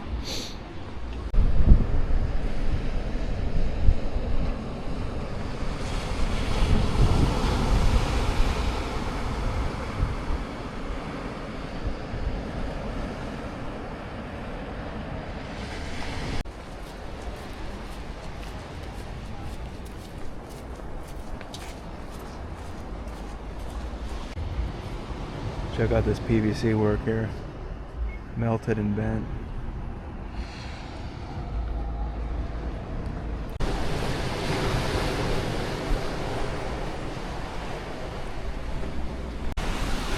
The seawall looks pretty old. It's all these square granite blocks.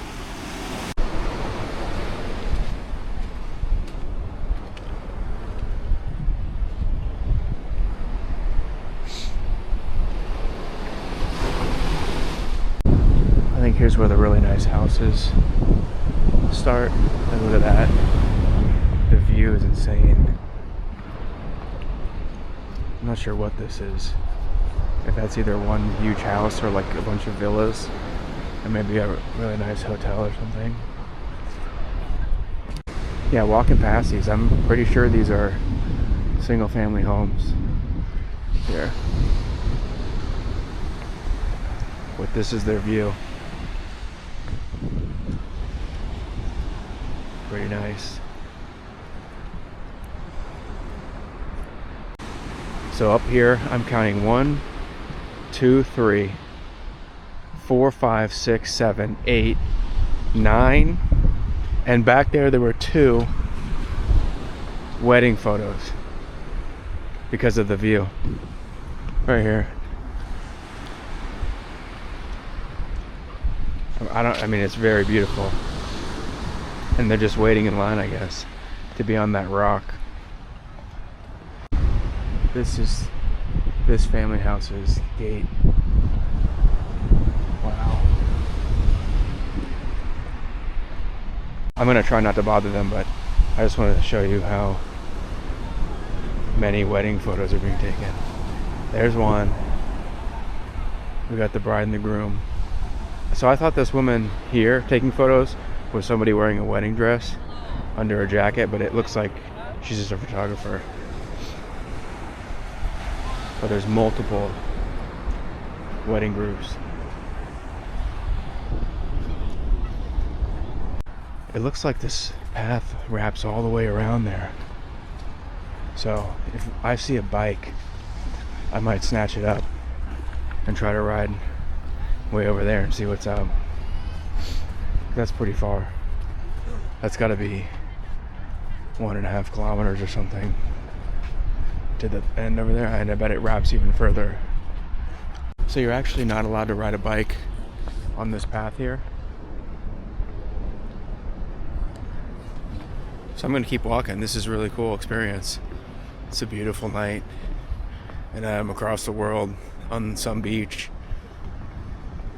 in the South China Sea. It's blowing my mind. And this is our last day in Xiamen. And then tomorrow I'm flying to Chengdu, which is basically, it's like flying from Miami to Chicago, probably further, but it's in the middle of the country, and it's a huge mountain region, and it's a whole nother I guess it's Szechuan, like you ever had Szechuan noodles? That's the region. And Chengdu, I think, might be the capital of Sichuan, but I'm also going to Chongqing, which is in Sichuan also. So this is our last day on the east coast of China until Beijing, which is the last stop, which I don't know if that technically counts as the coast, but this is probably the last time I'll see the ocean in China, maybe ever again for the rest of my life. so I'm gonna soak it up and walk down this path.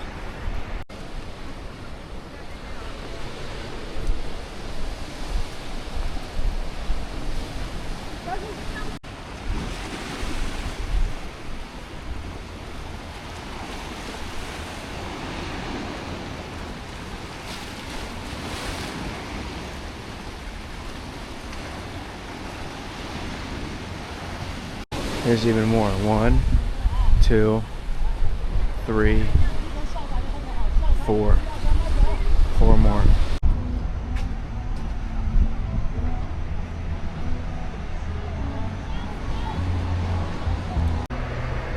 I'm not quite sure what these are, but I've seen 3 or 4 of them. There was one directly on the sand at the beach, so I don't know what that is or what it's supposed to be doing. There's a bar here.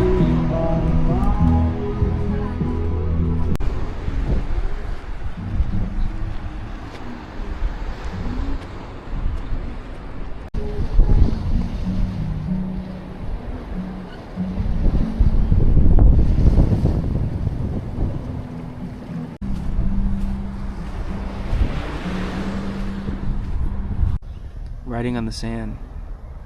It's in Chinese, obviously.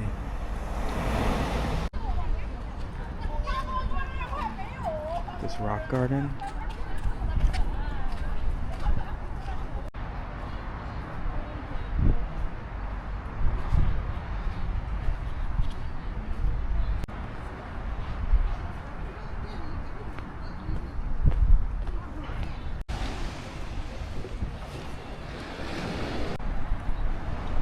Some kind of concert hall here.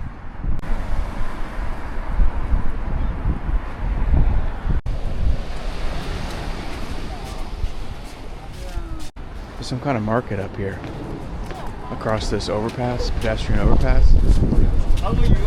We're gonna check it out.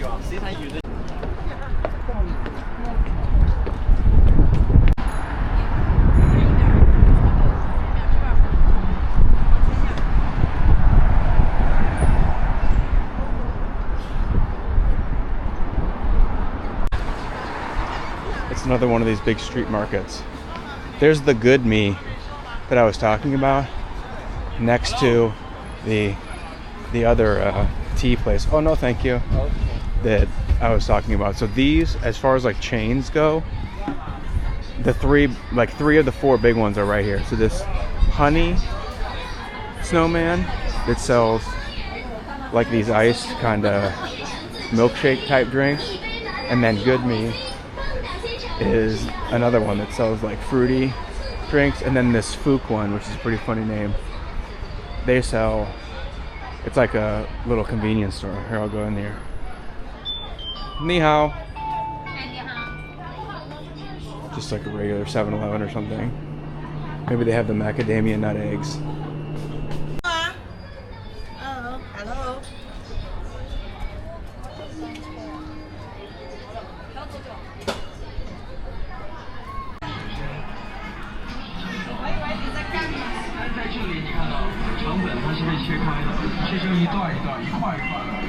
上面用到的。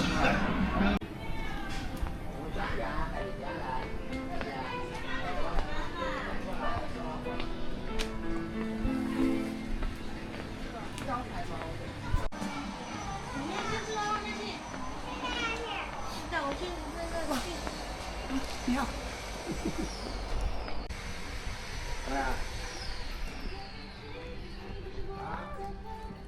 This guy's got a chopper.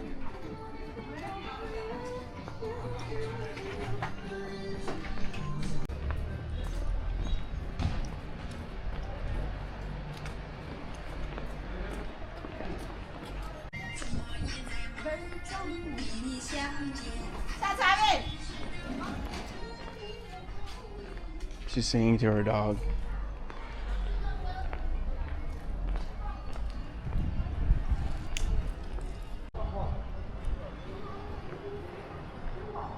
I think this is like a big hotel or something.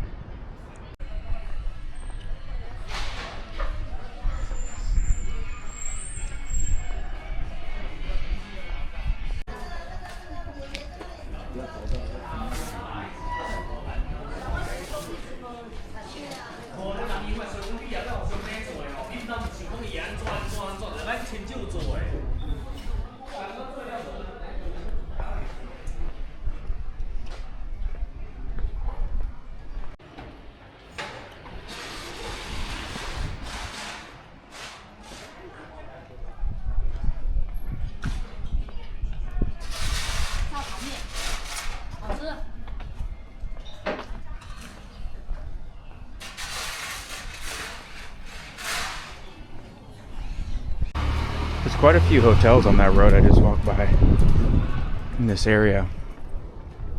Not sure exactly what area we're in. Just kind of exploring. I think this is a cool looking hotel too, up here. It looks like it's under construction. Yeah, for sure. Hongshan.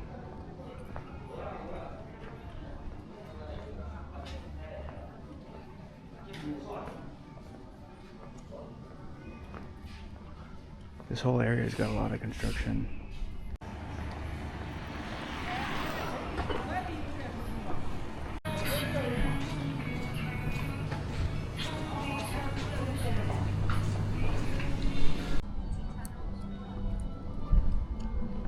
We are sufficiently lost.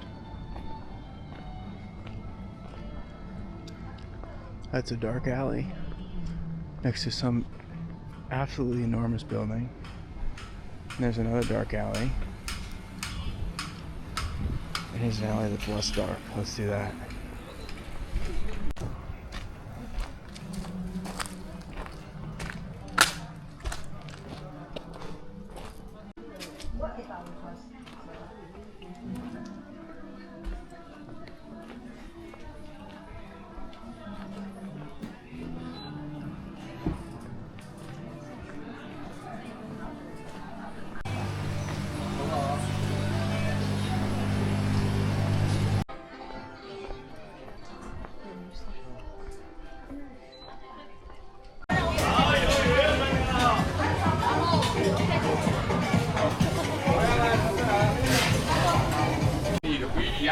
I wandered into a much more lively area.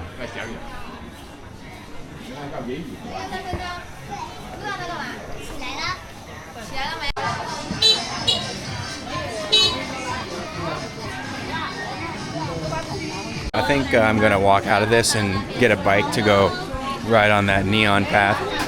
I think if you've seen one of these bizarre areas in China, you've seen a million, so it's a lot of the same. It's really cool, definitely. But we want to see some unique Xiamen stuff. We're going to see, you know, another 30 of these in the rest of the city. So I am going to find a bike and see if we can ride over there. There's a good me with the snowman again. They seem to always be next to each other.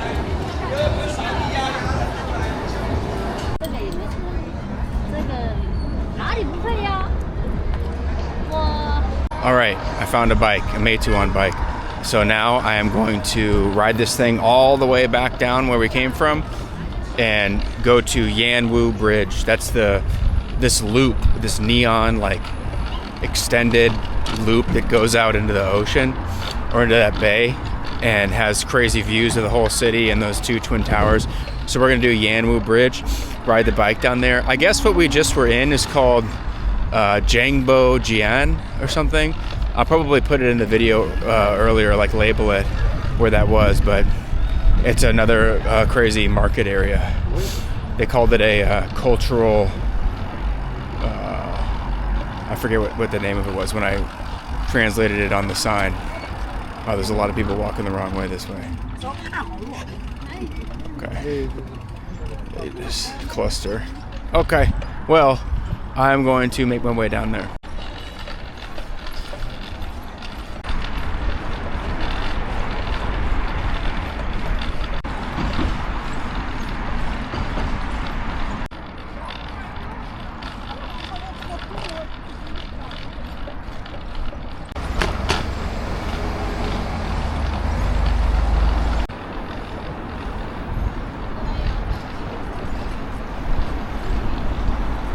So these little yellow hot dog shaped tiles, they run parallel with the bike paths. They're all over China. And when you ride on them, it like catches your tire and it's really easy to slip. I don't know why they put these here, they're terrible.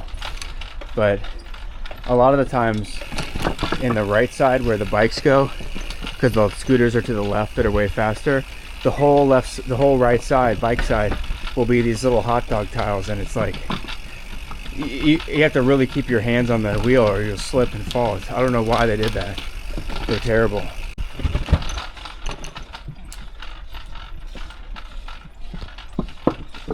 These two, they have these grates here a lot that run parallel with the road. And if you're a cyclist and you have 20 or 25C tires and you run over one of those, it's not good. So I'm not quite sure why they have such great bicycle infrastructure. Wow, look at this, whatever this is, overpass or something. It's really cool. But yeah, anything that runs parallel with a bike path that is elongated like that is bad. So I'm not really sure what the decision was there. They're all over China, every single city.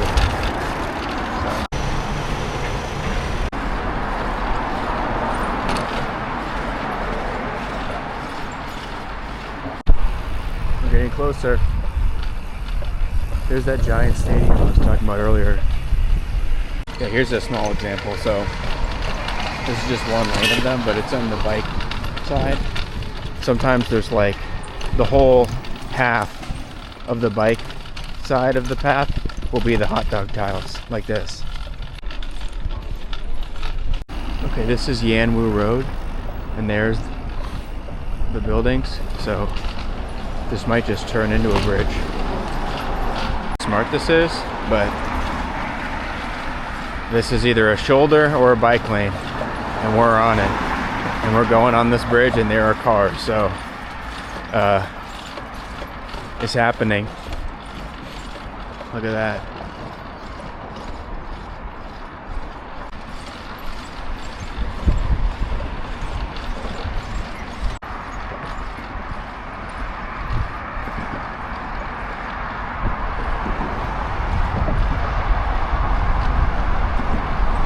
We're basically on the side of like a freeway.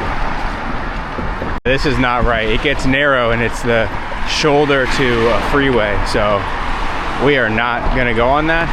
But down here there's a pedestrian walkway, I think, that is the actual bridge. So the Chinese maps literally gave me cycling, like bike directions onto this bridge, which is insane. But I guess that's just how they do it here. Okay, this is more like it. This is the right way. Crisis averted.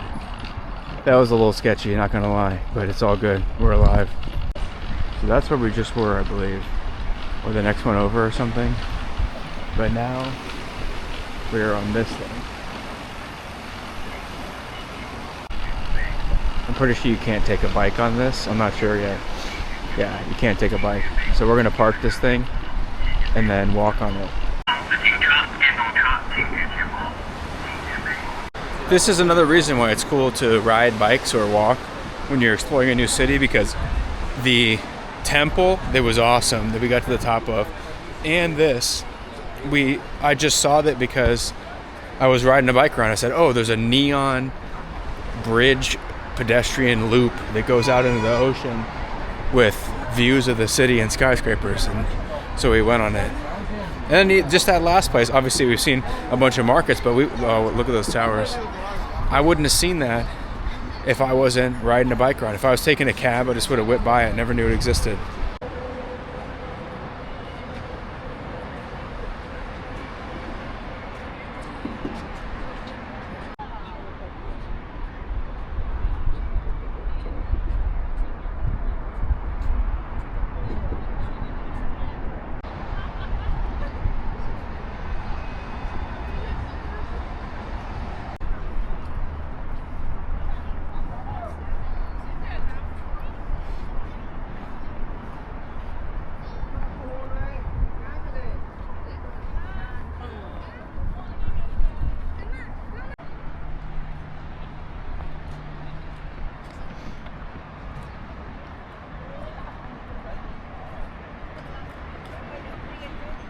There's the same dog we saw at the bazaar, and he's like miles away. Huh, interesting.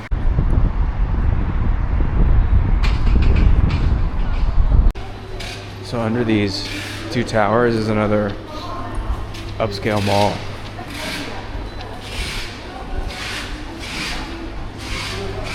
That's pretty common in China, is they have like a bazaar area, and then near like a landmark, they put one of these nice malls.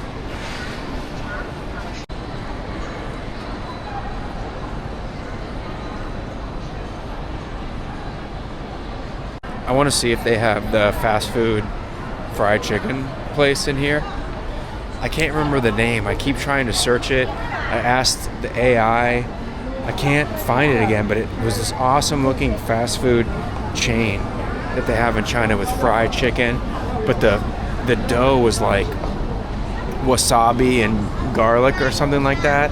I should have just got it then, but we're gonna look at the food court here and see if they have it. And if not, then I want to do McDonald's fried chicken, and because there's no fried chicken at McDonald's as far as I am aware in the United States. So half the menu was fried chicken here. When I clicked on the tablet earlier, McDonald's is like a fried chicken store here. Big Pizza used to be the name of my World of Warcraft character. I'm not seeing any fried chicken though. Dang, that's a shame.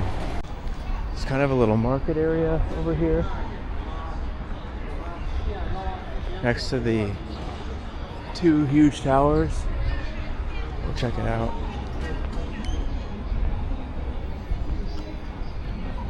Okay, I'm on the way to McDonald's to try fried chicken.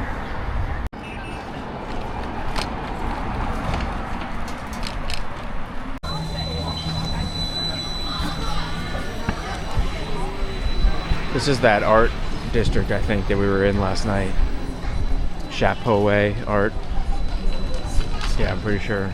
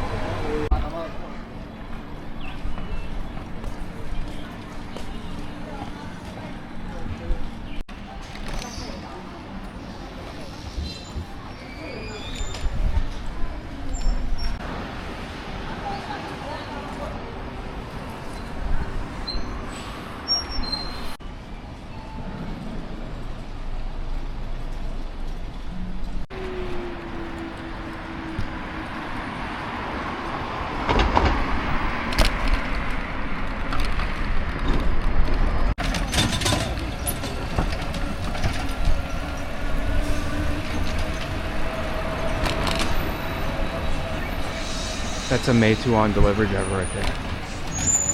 And the super app. Another one. We're back at the temple from earlier today. They turned the waterfall off at night.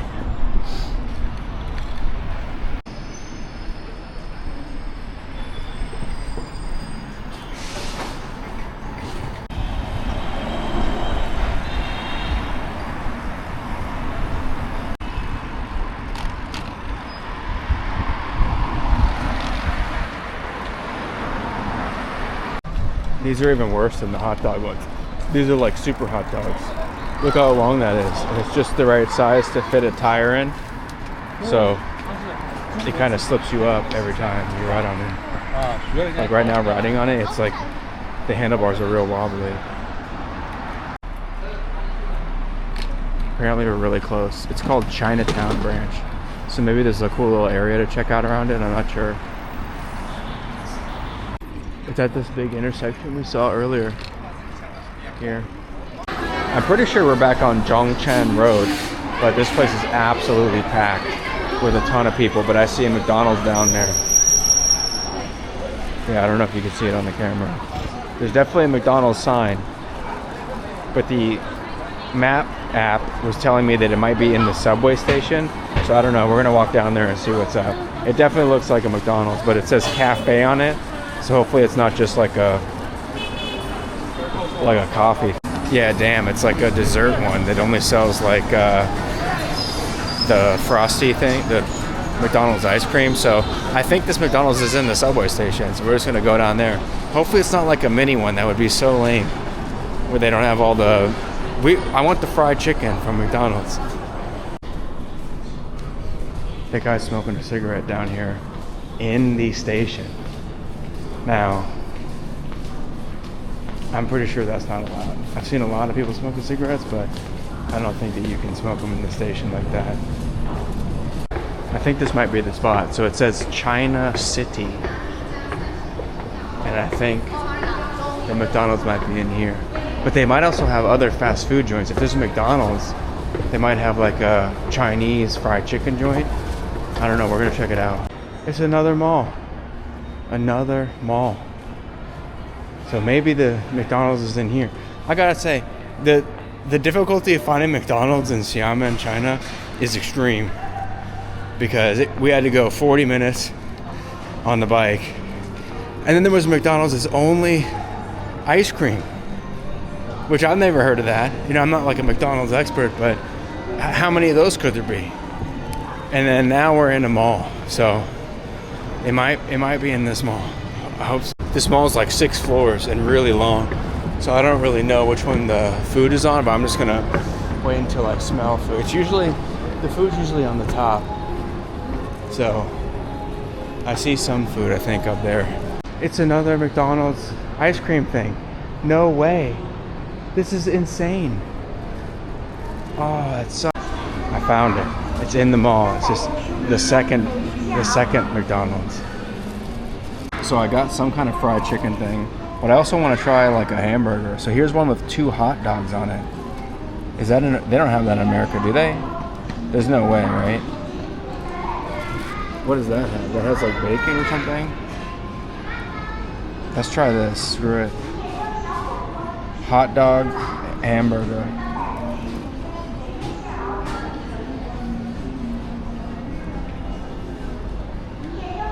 Yeah.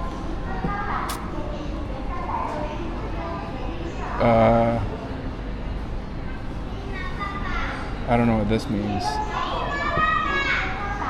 Yeah. That means I'm 1. I gotta check my... Alright, I figured it out. So, we paid $66.40, which is less than $10. And we got the chicken thing and that hamburger with hot dogs on it. I also put in some number to deliver to my table. I don't know, like, really what that means. But I'll, there's not that many people here. I'll just go pick it up or something if there's an issue. And I paid with Alipay, which was fine. I'm gonna bring something else out to me in a couple minutes, but I got these other snacks for either tonight or on the plane tomorrow. So these are like beans that are cilantro flavor. That could be cool. And then this, I'm gonna try and see if it's as good as the special meat snack we got like a week ago. Here's like, I think these are just almonds. I'm not 100% sure. And then this is fried pieces of okra, like okra chips, kind of. So that could be cool. I don't even really know what I ordered. I got this thing, I guess, which is like, I guess it's fries or something. It looks like fries. They're different from regular American McDonald's fries, for sure. And then this is like a chicken bucket or something. Yeah, it's like 3 chickens. So, 3 different kinds of fried chicken. And then I got the sausage double beef burger, it's called. So this is a ton of calories, I guess, but whatever. I never eat fast food.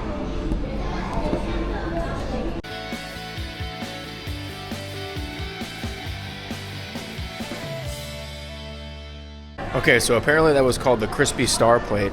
I definitely feel kind of guilty for eating it because I usually am pretty strict with the diet, but whatever. We're on vacation. We're just going to roll with it. So the next stop is a park that's got really cool views of the city skyline. And then I think that's it for Xiamen. There's really not a whole lot more unique stuff to do. It's a tiny island, right? So we saw most of the downtown stuff. The flight tomorrow doesn't leave till 1:40 p.m. So tonight when I'm back in the hotel, I'll Google a little bit and just see what else is in the city, and if there's something really cool during the day, I can get up early and see it, right? Because we don't need to leave for the airport until like 11 a.m. or something. But okay, next stop is the park. So I was thinking about buying a Huawei or a Xiaomi phone and bringing it back to America because these phones are super cool. But apparently the hardware in them doesn't work with all of the cell radar tower stuff that is in the United States. So it really wouldn't work as well as it does here, that's a shame. That'd be super cool to have a phone like that. But I think I'm gonna look into if they have like American versions or something, because these phones are really cool.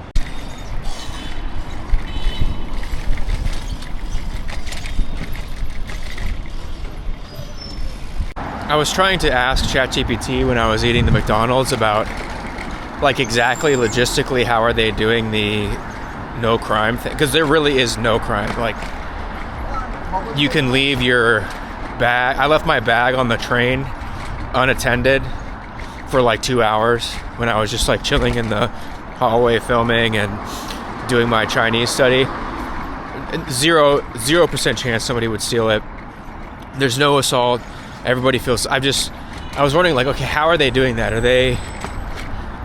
If you get arrested for some kind of petty thing, like spray painting or I don't know, assault, do they just put you in prison forever? And then basically all the low-level criminals never graduate to anything worse. And I couldn't get a real answer out of it. It was saying something like, oh, families tend to take care of their kids, and it's like, yeah, well, I don't think that really explains all of it, right? Like some people are not surveilled by their family all the time, even in China. They move to a city, whatever. Like there's something happening at the state level that's preventing a lot of crime, right?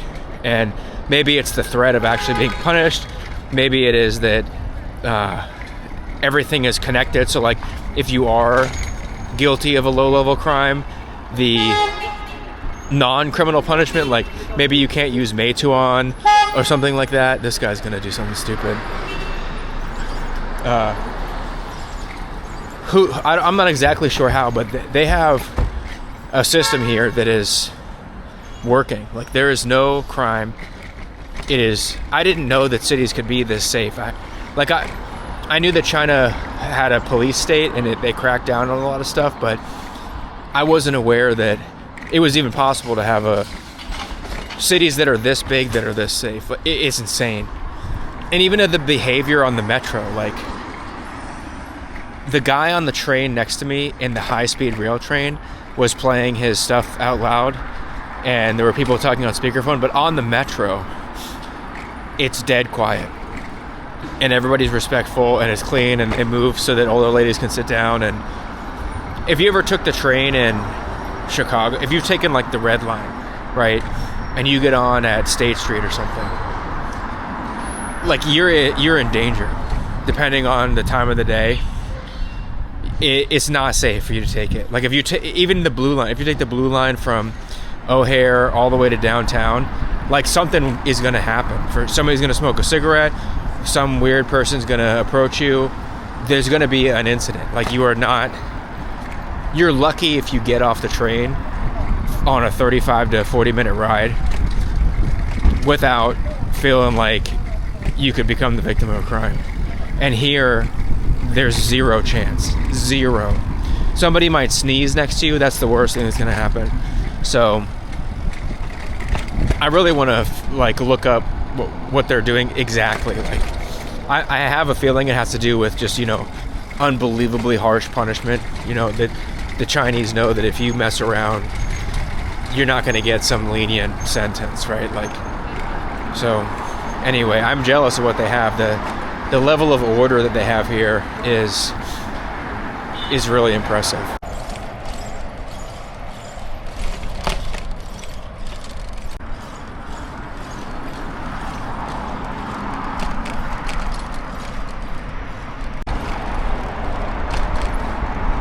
The pedestrian lights count down how many seconds you have. Another thing here about traffic is I counted it down. Between green, yellow, red, it's 1 second between each light, where in the United States, I don't know if it's a standardized thing, but I believe it's 3 seconds. So like if a green light turns yellow, the yellow light will be yellow for 3 seconds and then it will turn red. But here it's exactly as soon as the countdown happens, it's yellow for 1 second and then immediately red. So people, they don't like scrape the red light, basically. They don't try to get by while it's yellow because it's about to turn red, and people here go before it's green. It's the opposite, right? Like, so instead of trying to catch a red light before it turns red, people jump the green light, if that makes sense. Like, they watch it count down, they watch the red light count down, and they go at like 3 seconds until it turns green. So it's the reverse of what you see in the States, where a lot of people kind of really cut it close to running a red light. Usually 1 or 2 people will actually run the red light, but it's the opposite here.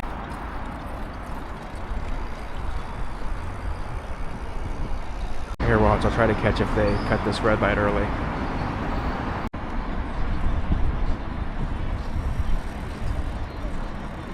Usually it's the Yuyuan drivers. Those guys are real savvy. Oh no, I turned the camera on when it was a green arrow. But the Yuyuan drivers, if I get near them, watch them, because I'll turn the camera on, you could see them. These guys like waste zero time because they're running deliveries all day long. And sometimes it's pretty sketchy. Like, they will fly out there on a red light and go cut diagonally across an intersection bigger than this and just risk death. Not all the time, not every single one of them, but every single time. So these people did not cut the red light. This is just regular people going about their day. But in Nanjing, for sure, if you watch that video where the guy, there's an accident, in Nanjing, those Yuyuan drivers, every single time a huge group of them, and if you don't go early, like dangerously early, the people behind you start honking and they get upset. Like, they you can kind of see it, like when people are pulling up to a red light, if they don't want to be responsible for leading the group, you'll see them kind of go off to the right just a little bit. And so the more serious, like urgent guys, impatient, they will go in the front so that they can scoot ahead super fast. So this park is an island. So I'm on an island. This morning we went to a different island, and then this is a third island. And the park, the whole island is a park, I guess. So this little bridge up here that we're going on, I couldn't turn out of the way there because of these hot dog tiles, man. The hot dog tiles, they catch your tire and you're locked in. Maybe that's the idea of it. I'm not quite sure what they're going for. Wow. Oh, it smells like jasmine or something. The air smells really good. They planted some kind of trees here that are fragrant. Wow, look at that.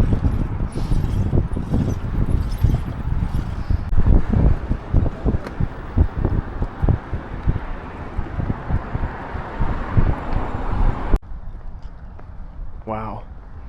Good decision.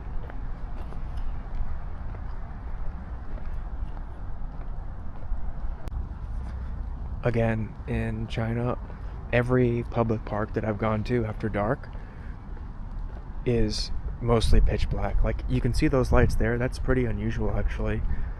I'm not sure. I think those might be lighting up more like trees or the lawn there. But in a lot of the walking paths, it's just unlit, dark. Because it's so safe. Ni hao. Hey, hello.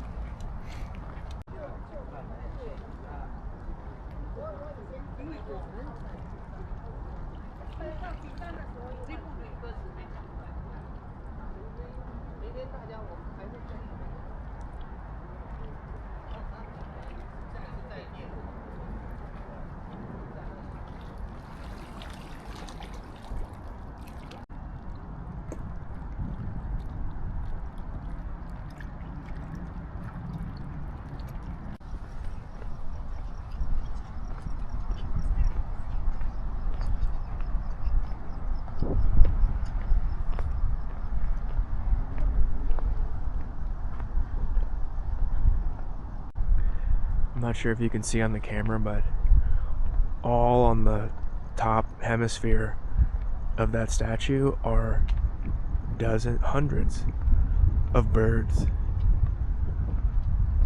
all around the base of where the woman is. Birds.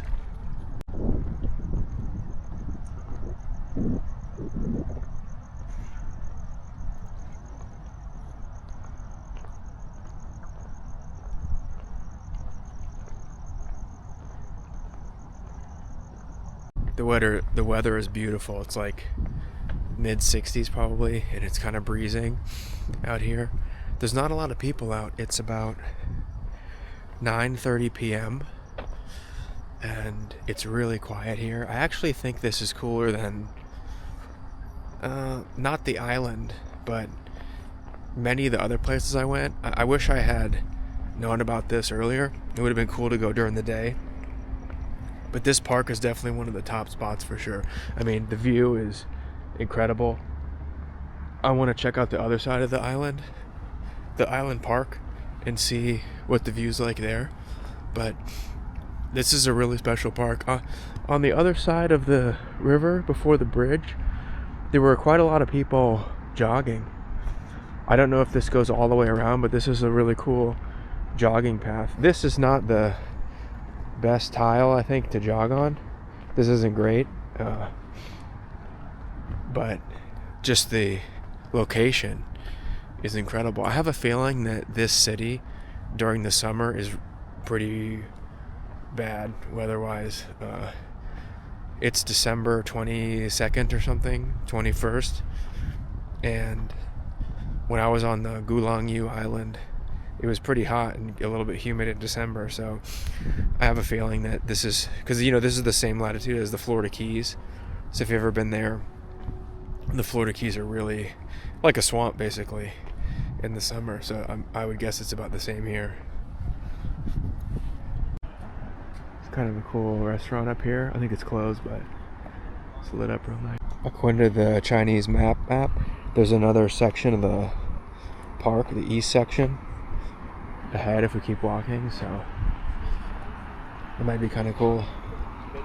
We came from the west, sort of. Maybe we missed the west part. We came on that bridge right here and then started walking along the path, and there's that statue section, so maybe we'll do a loop.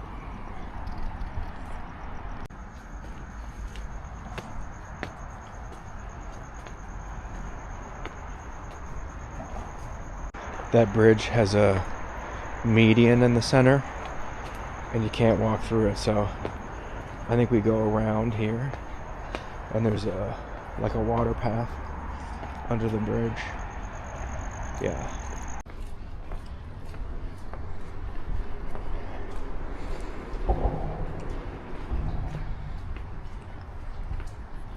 It's real shallow here. I don't know if you can see it on the camera, but you can see the sand there at the bottom. It's real shallow right here. So I don't know if a real boat can go across that. There must be another path for the boats, big boats.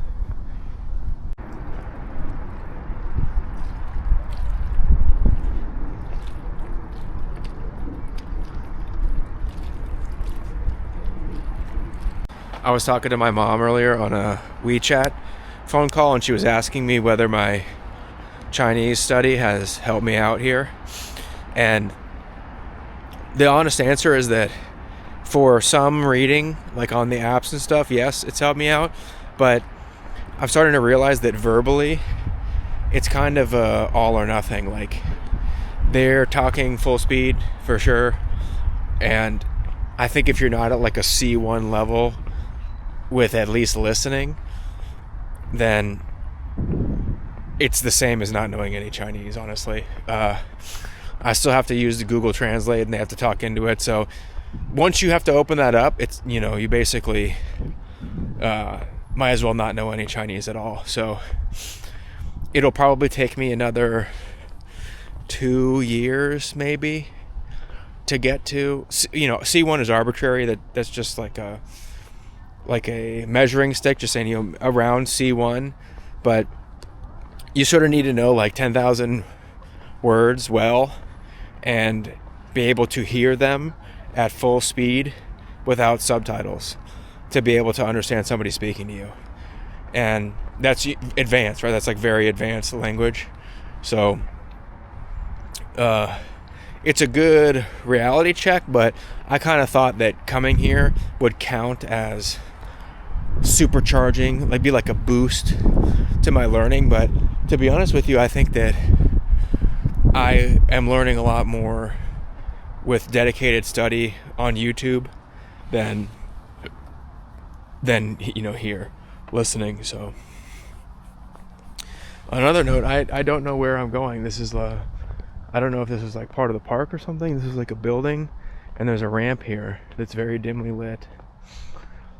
And this is what I'm saying about safety in China. Like, you can do this in China. There's no way in hell I would do this if I was like in Mexico or Baltimore or any country that I didn't feel completely safe in. But you can just kind of wander around here and it'll be all good. Okay, so this is the park. Look at this tree, it's crazy. We have to duck under this for sure. What? That's cool. But yeah, with the language learning, you know, I'm glad of how far I've come with it. I do a lot of study every single day, but there's really a threshold, I think, and until that, it's the same as not knowing any, and I'm not above that threshold by a long shot. So I think that my reading could be close to being able to use Meituan in maybe another 6 months or something, but the listening is very, very difficult. You just kind of have to put in the hours, right? You have to watch YouTube at 75% speed with subtitles on until you don't need subtitles, until you can go full speed, and until you can get conversational, which is people not taking designated breaks between sentences and then the next person speaking. They're kind of just having a conversation. Maybe there'll be an interruption, maybe two people are speaking at the same time, but I think also 90% of the required listening you need is in some kind of transaction, right? Like, I'm buying a boat ticket, or I hand somebody my passport and they're asking something relevant to having a ticket or gaining entry. Or if you're at a restaurant and they're saying, what do you want to order? I'll buy for you and then you pay me. Things like that. Some kind of transaction. That context of language would be probably top priority. And then directions, obviously, like telling somebody that you're lost and things like that. But being able to know what to say is different than having a semi-unlimited vocabulary in that context for when they respond, right? You can learn how to say something, but when somebody tells you the answer to what you just said, it'll be within the context, probably, but it could be, you know, any form of an answer in that. So that's what I mean, is that you kind of just have to have an advanced level of the language before you can kind of get by, right, without your phone. So when that happens, maybe I'll take my second trip here to China with a new set of city. Well, I'm definitely going back to Shanghai for sure, 100% going back to that city every time I come to China. But I would do another set of cities. It would be really interesting to go see Western China. I know that's where, I don't know if you know much about Western China, but there was a lot of controversy about the Uyghur Muslims in Western China.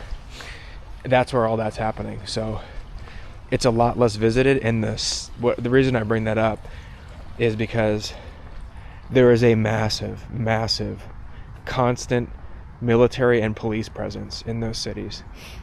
And there's like checkpoints and stuff. So I don't know how fun that would be, right?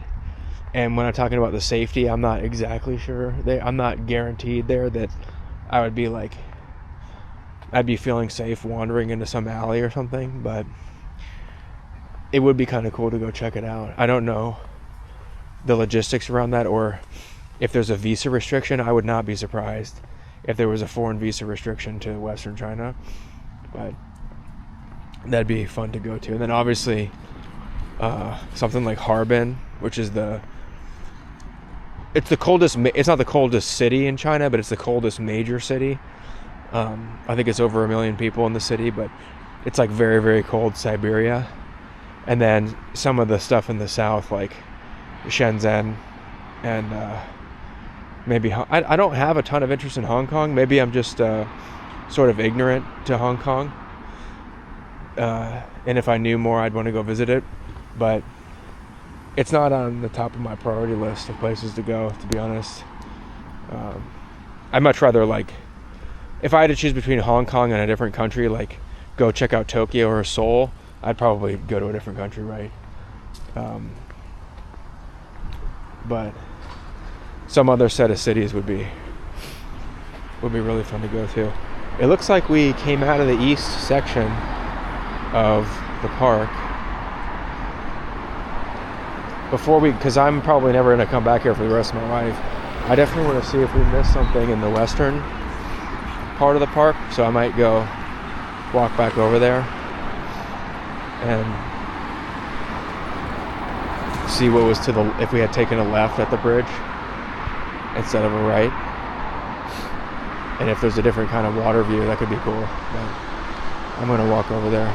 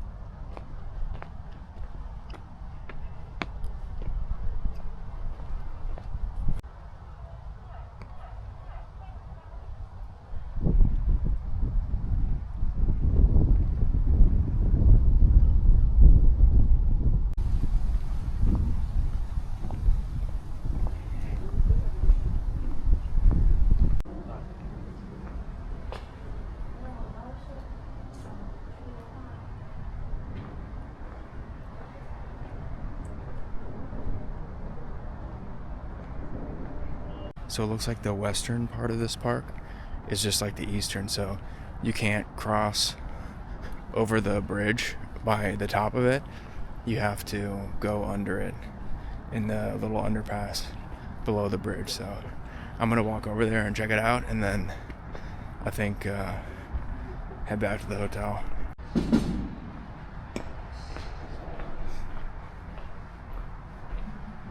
This is interesting.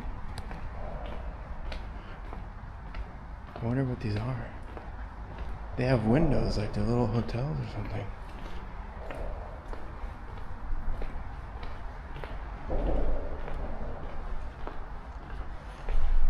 This is under the bridge, by the way.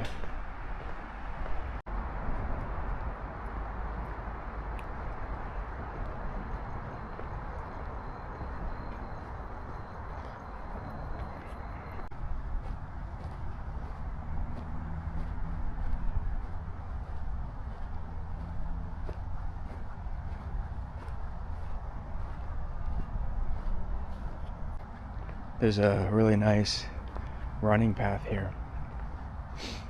Really nice. With some more of the hot dog tiles. So this is how I know it's not intended for a bicycle thing, because there's no bikes allowed in this section of the park. So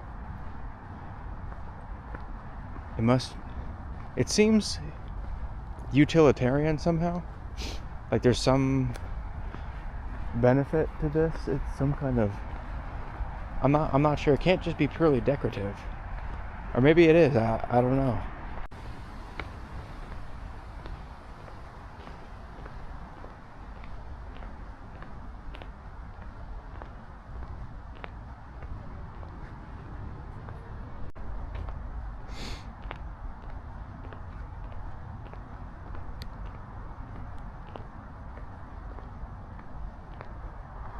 Looks like there's a big fountain here that it has those water sprays that shoot up like there's a show.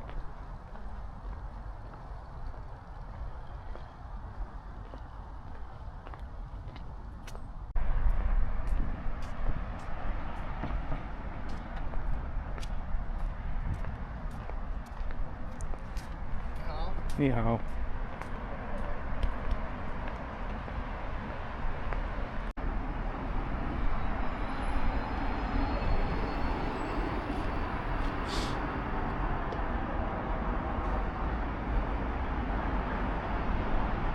There's a bus station here. It might be kind of interesting to try and take the bus.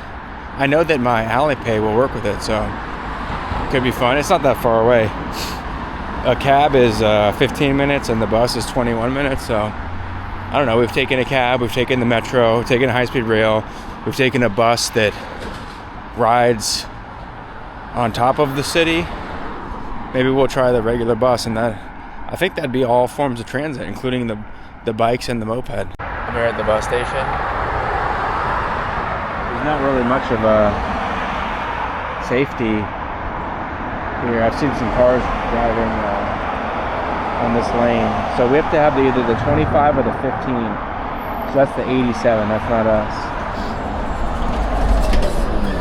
I'm gonna wait here for like 10 minutes to see if we can get in a bus, and if we don't, then I'm just gonna call a cab. The bus is just for fun, to check it out, to see if the card works too, our QR code for the bus here. I mean, it pulls up, so usually that means that it works.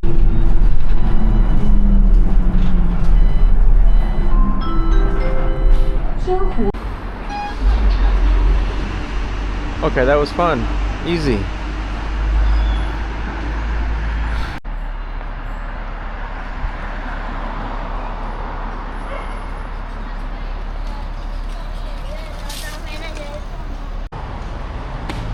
Back at the hotel.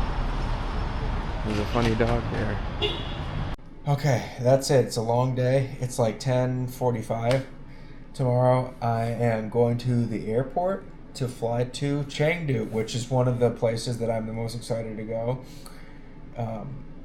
The three cities that I absolutely had to see were Shanghai, Chengdu, and Beijing. So we are actually spending an extra day in Chengdu, so it's going to be 2 full days in Chengdu. So I'm really excited. I don't know what to expect with a domestic flight in China. I'm sure it's very similar to an American flight. I think it's probably more like an American flight than it is like a Chinese high-speed rail. So I'll probably get there like 2 hours ahead of time, just to be super duper safe, so that we can make it to Chengdu. We're going to get to Chengdu at like 5. It's going to be dark basically by the time we get to the hotel, but I'm used to that, and I am super excited. So see you in the next video.